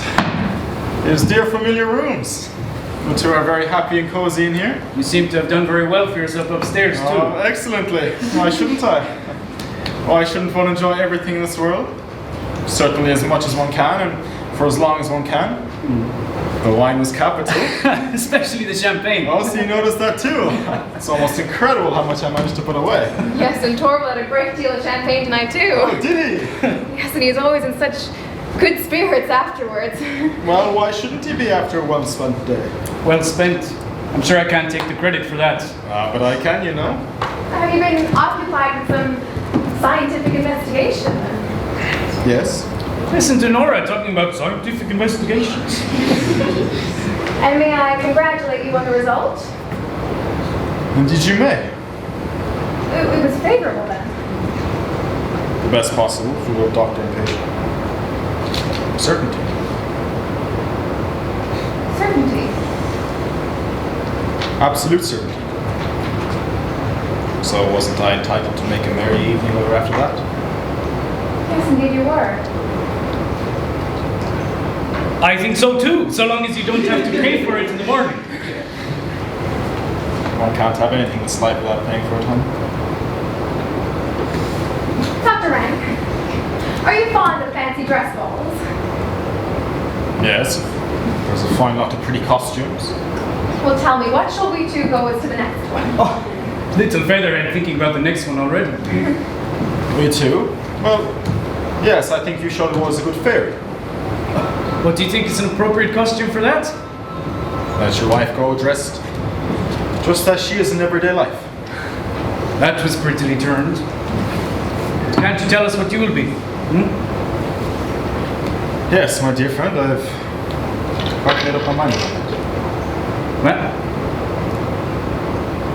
At the next fancy dress ball, I shall be invisible.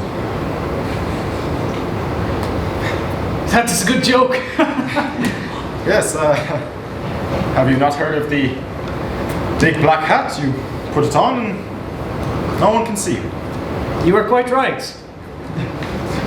Yes, but I'm clean forgetting what I came for. Helmer, one of your cigars. The Dark Havana, perhaps, please. With the greatest pleasure.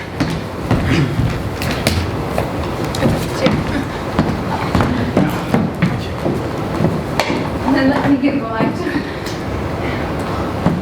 Thank you.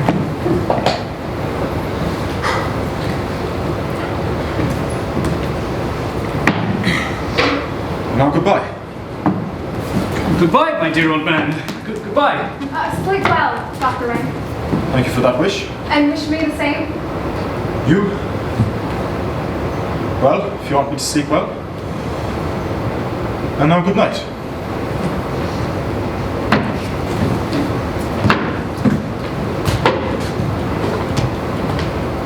He has drunk more than he ought. Maybe. What are you going to do there, Torvald? Just to empty the letterbox. There'll be no space for the newspaper in the morning. Are you going to work tonight? You know very well that I'm not. What is this? Someone has been at the lock. At the lock? Yes, someone has. I should not thought of Helene would... Nora, this hairpin is yours. Then it must have been one of the children. Oh, well then you need to get them out of that way. Yes. Here at last I have it open.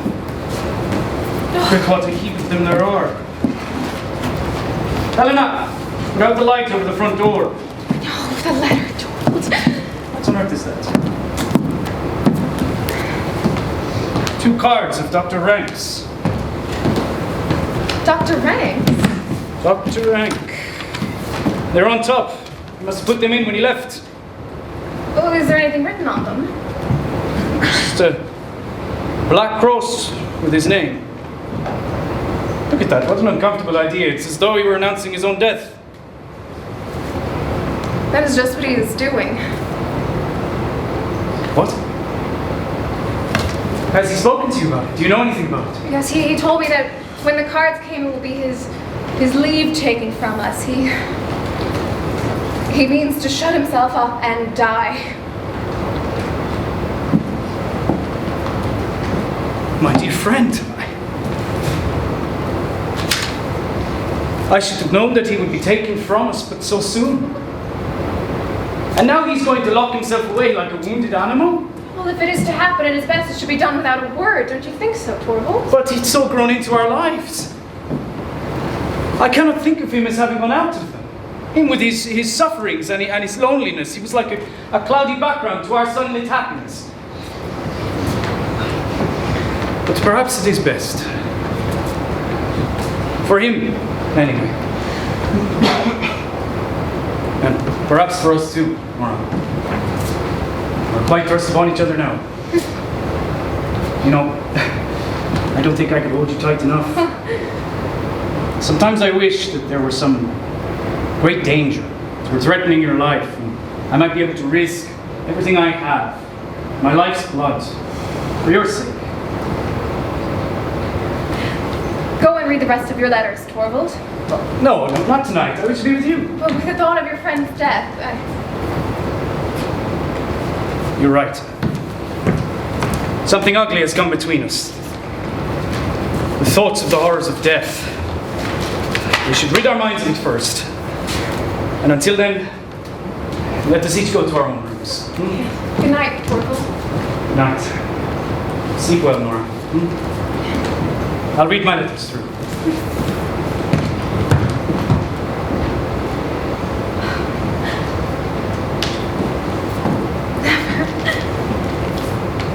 Never to see my husband again, or never to see my children again.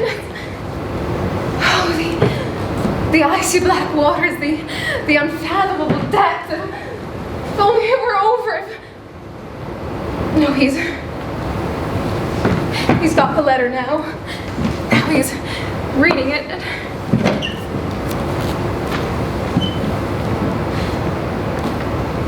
Goodbye, Torvald, and my children. Nora! What is this? Do you know what this letter says? Oh, yes, but let me go. Let me get out. Where are you going? Please, you shall not save me. Is it true?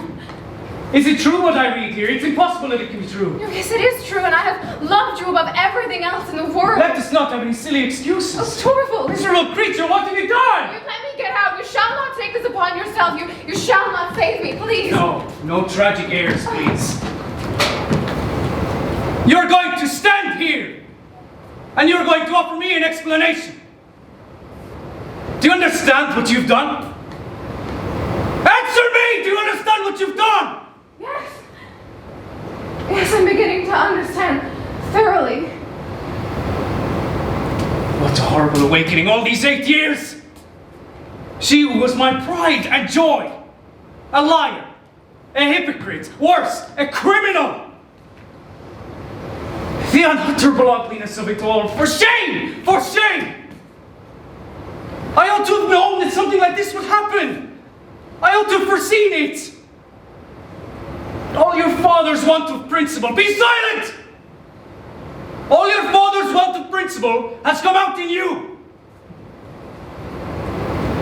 No religion, no morality, no sense of duty. How I am punished for having winked at what he did. I did it for your sake. And this is how you repay me. Yes, that's just it. You have taken all my happiness. You've destroyed my future. I am at the hands of an unscrupulous man. He can do whatever he likes with me, make all demands. I dare not refuse him. And I am driven to such miserable depths because of a thoughtless woman. But when I am out of the way, you will be free. No fine speeches. No fine speeches, please. Your father always had some of those ready too. What good would it be to me if you were out of the way, as you say? Not the slightest. Krogstad can make this affair known everywhere, and when he does, it will be assumed that I was a party to your criminal action. People will think that I drove you to it, that I prompted you. And I have you to thank for this. You whom I have cherished for all of our married life. Do you understand what you've done for me? Yes. It is so incredible I can hardly take it in. But we must come to an agreement. Take off the shawl. Take it off!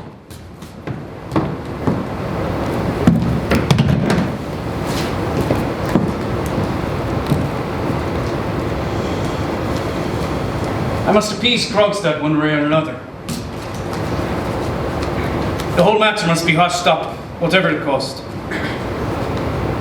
Between you and I, everything must appear the same it was before, but naturally only in the eyes of the world. You will remain under this roof, that is a matter of course. But I will not allow you to raise my children. I dare not leave them near you. And to think that I must say so to one whom I've loved so dearly, and whom I still...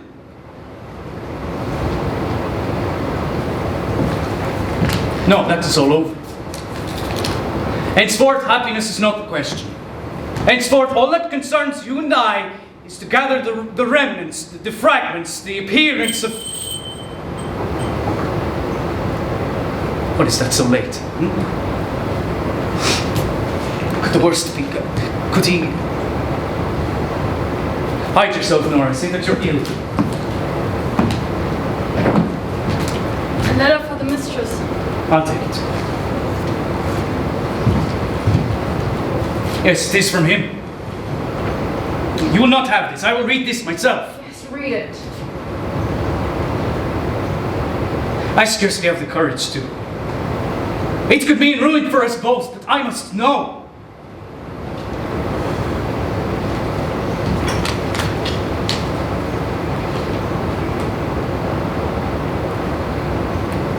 Nora, No, I must read it again. Oh, it is true. It is true, Nora, I am saved.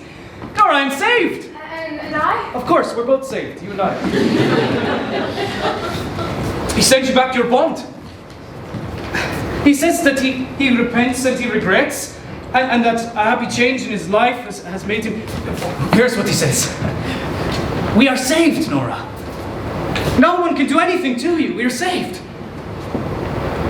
Nora, no, first I must destroy these hateful things. Let me see. No, I won't even look at it. The whole thing will be but a bad dream to me. Ah. There. It exists no longer.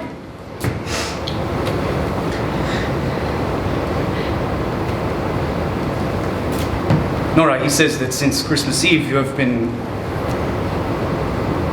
These must have been 3 dreadful days for you. Yes, I fought a hard fight these 3 days.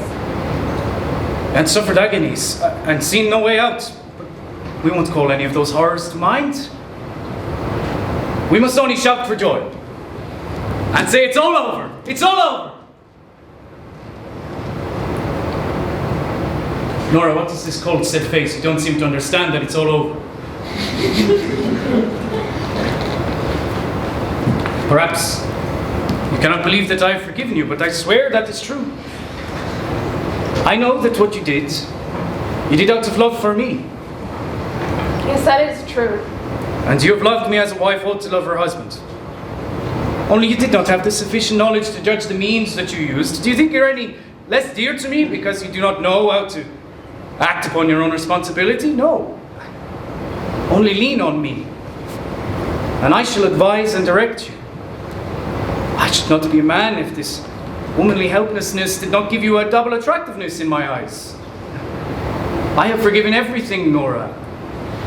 I swear to you that I have.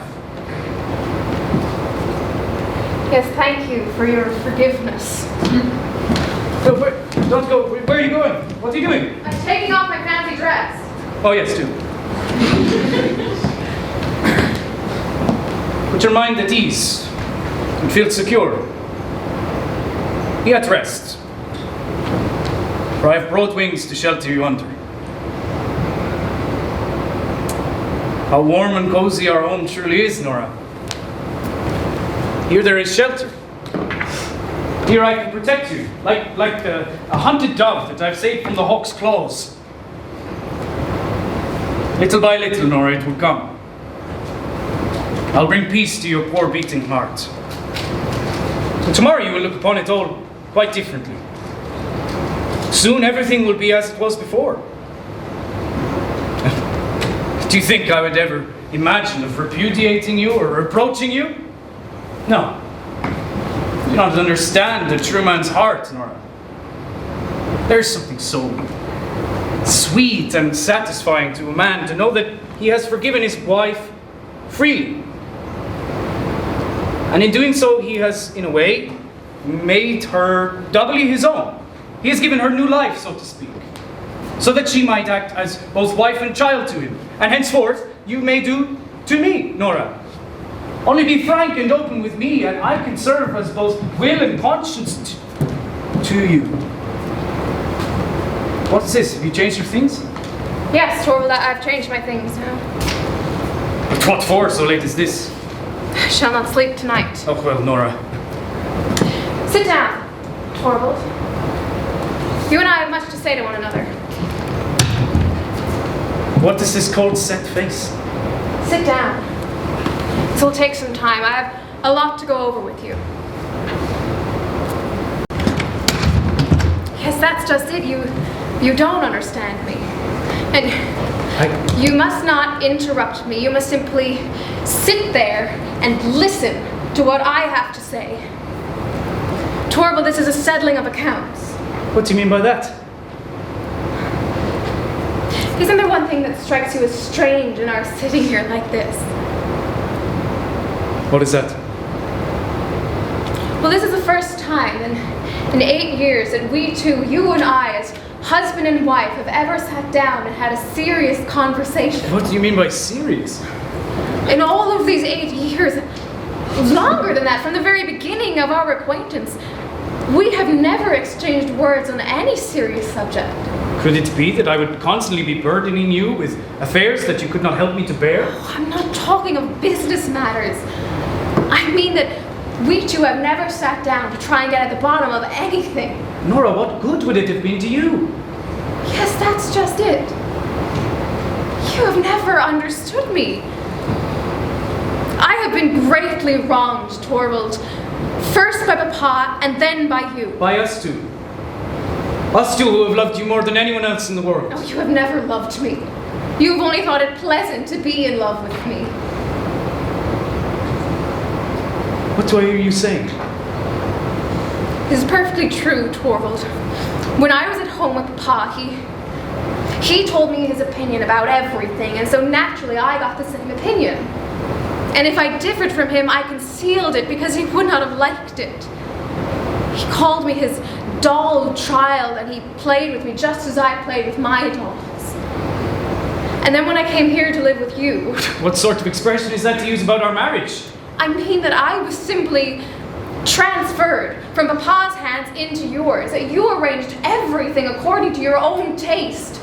And so I got the same tastes, or else I pretended to. I'm not quite sure which. I think sometimes one and sometimes the other. It occurred to me that I have been living here like a poor woman from hand to mouth. I have existed merely to perform tricks for you, Torvald. But you would have it so. You and Papa have committed a great sin against me. It is your fault that I have made nothing of my life. How unreasonable and ungrateful you are being, Nora. Have you not been happy? No, not happy. I thought I was, but it has never really been so. Not happy? No, only married. And it gives me great pain, Torvald, for you have always been kind to me, but our house has been nothing but a playroom. I have been your doll wife, just as at home I was Papa's doll child. And here the children are my dolls. I thought it great fun when you played with me, just as they think it great fun when I play with them. That is what our marriage has been, Torvald. There is some truth in what you say. Exaggerated and strained as it is. But henceforth, things shall be different. Henceforth, playtime shall be over and lesson time will begin. Whose lessons? Mine or the children's? Both yours and the children's, Nora. Oh, alas, Torvald, you were not the man to educate me into being a proper wife for you. But you can say that. And how am I to bring up the children? Nora. Oh, didn't you say so yourself just a little while ago? That you dare not trust me to bring them up? In a moment of anger, why do you pay any heed to that? As you were perfectly right, Torvald, I'm not fit for the task. No, there is another task that I must undertake first. I must try and educate myself, and you are not the man to help me in that. I must do that for myself. And that is why I'm going to leave you now. What did you say? I must stand quite alone if I'm to understand everything about myself. And that is the reason why I cannot remain here any longer. Nora, Nora, you're out of your mind. I will not allow this. I forbid you. There's no use forbidding me anything any longer. I will take with me what belongs to me. I will take nothing from you either now or later. What sort of madness is this, Nora? Tomorrow, I will go home. I mean to my old home.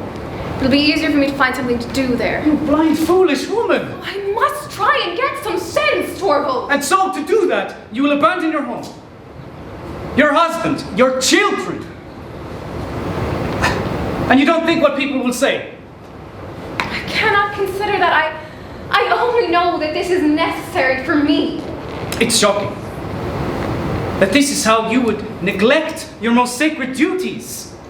What do you consider my most sacred duty? I must tell you that. Are they not your duties to your husband and to your children? I have other duties just as sacred. That you have not. What do you think they are?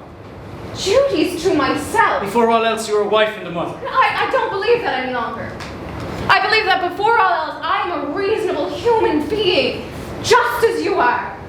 Or in any case, that I must try and become one. I know very well that most people would agree with you, Torvald, and that views of this kind can be found in books, but I can no longer content myself with what most people say or what can be found in books. I must try and look things over for myself and get to understand them. Can you not understand your role in your own home? Have you no reliable guide in matters such as that? Have you no religion? I'm afraid I don't quite know what religion is. What are you saying? I mean that I only know what the clergyman said when he went to be confirmed. He told me that religion was this and that and the other. When I'm away from all of this and I'm alone, I will look into the matter too. I will try to see if what the clergyman said is true, or in any case, if it is true for me. It is unheard of in a girl of your age. But if religion won't set you right, perhaps I can appeal to your sense of morality, your conscience, or am I to think that you have none? I assure you, Torvald, it is not an easy question for me to answer. I really don't know. I only know that you and I look at this in quite a different light. I'm learning too that the law is quite another thing from what I thought, but I cannot convince myself that the law is right. According to it, a woman has no right to spare her dying father or to save her husband's life. I cannot believe that. You think and talk like a child. You don't understand the conditions of the world in which you live. No, I don't. But I'm going to try. I'm going to see if I can make out who is right, the world or I. You are ill, Nora. You're delirious. I almost think that you're out of your mind. I have never felt my mind more clear and certain as tonight. And it's with a clear and certain conviction that you abandon your husband and your children. Yes, it is. And there's only one explanation. Well, what is that? You don't love me anymore. No, that's just it. You can say that. It gives me great pain, Torvald, for you have always been kind to me, but I can't help it. I don't love you anymore.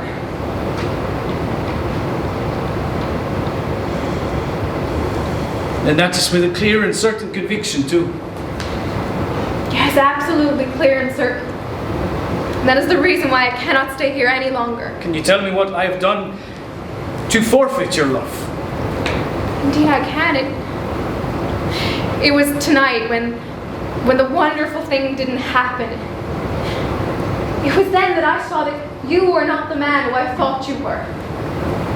Explain yourself better. I don't understand. I have waited so patiently for 8 years. For goodness knows I knew very well wonderful things don't happen every day, but then this horrible misfortune came over me and I felt so certain that the wonderful thing was finally going to happen. When Krogstad's letter was lying out there, never for a moment did I imagine that you would consent to accept that man's conditions. I was so certain that you would say to him, publish the thing to the whole world. And when that was over... Yes, when that was done. When I had exposed my own wife to shame and disgrace, what then?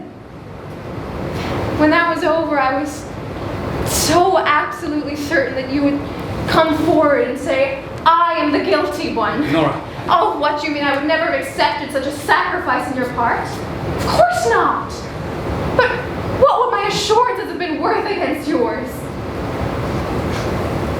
That was the wonderful thing which I had hoped for and feared, and it was to prevent that I wanted to kill myself.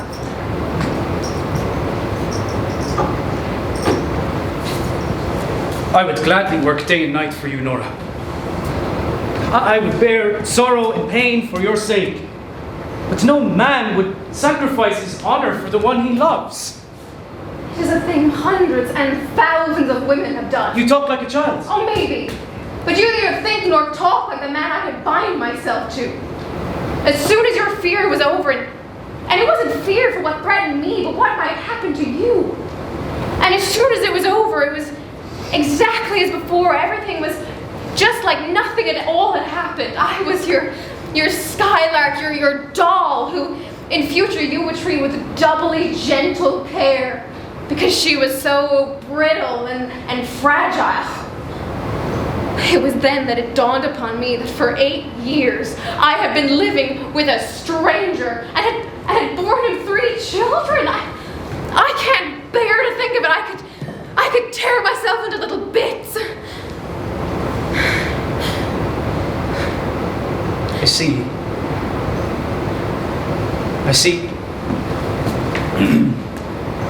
An abyss has opened up between us, Nora. There is no denying that. But could it not be possible to fill it back up? As I am now, I am no wife for you. But I have it in me to become a different man. Yes, perhaps. If your doll is taken away from you. But depart from you, I can't understand the idea, Nora. Yes, that makes it all the more certain that it must be done. Wait until tomorrow. No, I cannot spend the night in a strange man's room. Then we'll live here as brother and sister. You know very well that will not last long. I won't see the children. They're in much better hands than mine. As I am now, I'm no use to them. But someday, Nora. Someday. How can I tell? I have no idea what is going to become of me. Whatever becomes of you, you are my wife. Look, Torvald, I have read that when a woman deserts her husband's home, as I am doing now, he is legally freed from all obligations towards her. If anything, I free you from your obligations. You are not to feel bound to me in the slightest any more than I shall. There is to be perfect freedom on both sides. Here's your ring.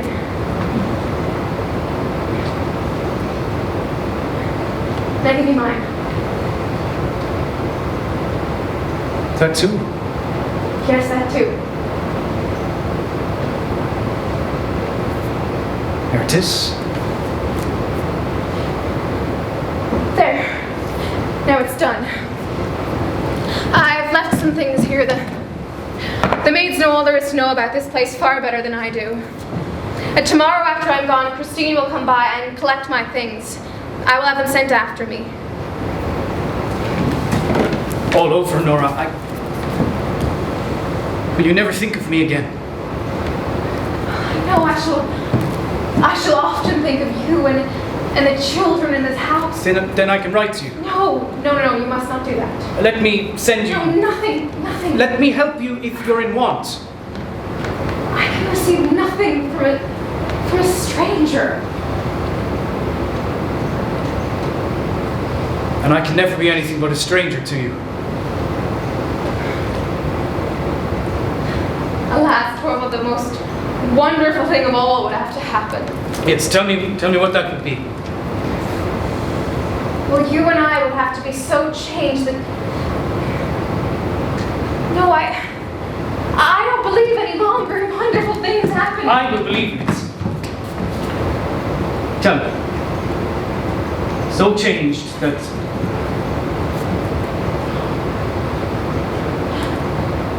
Well, that our life together could be a real wedlock. Goodbye. Nora, don't! Nora!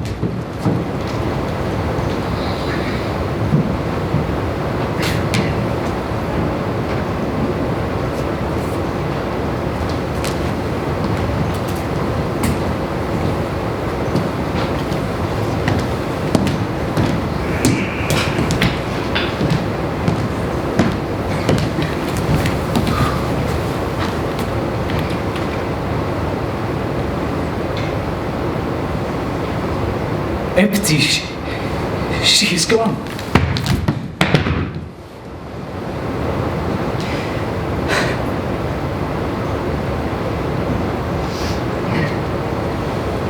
The most wonderful thing.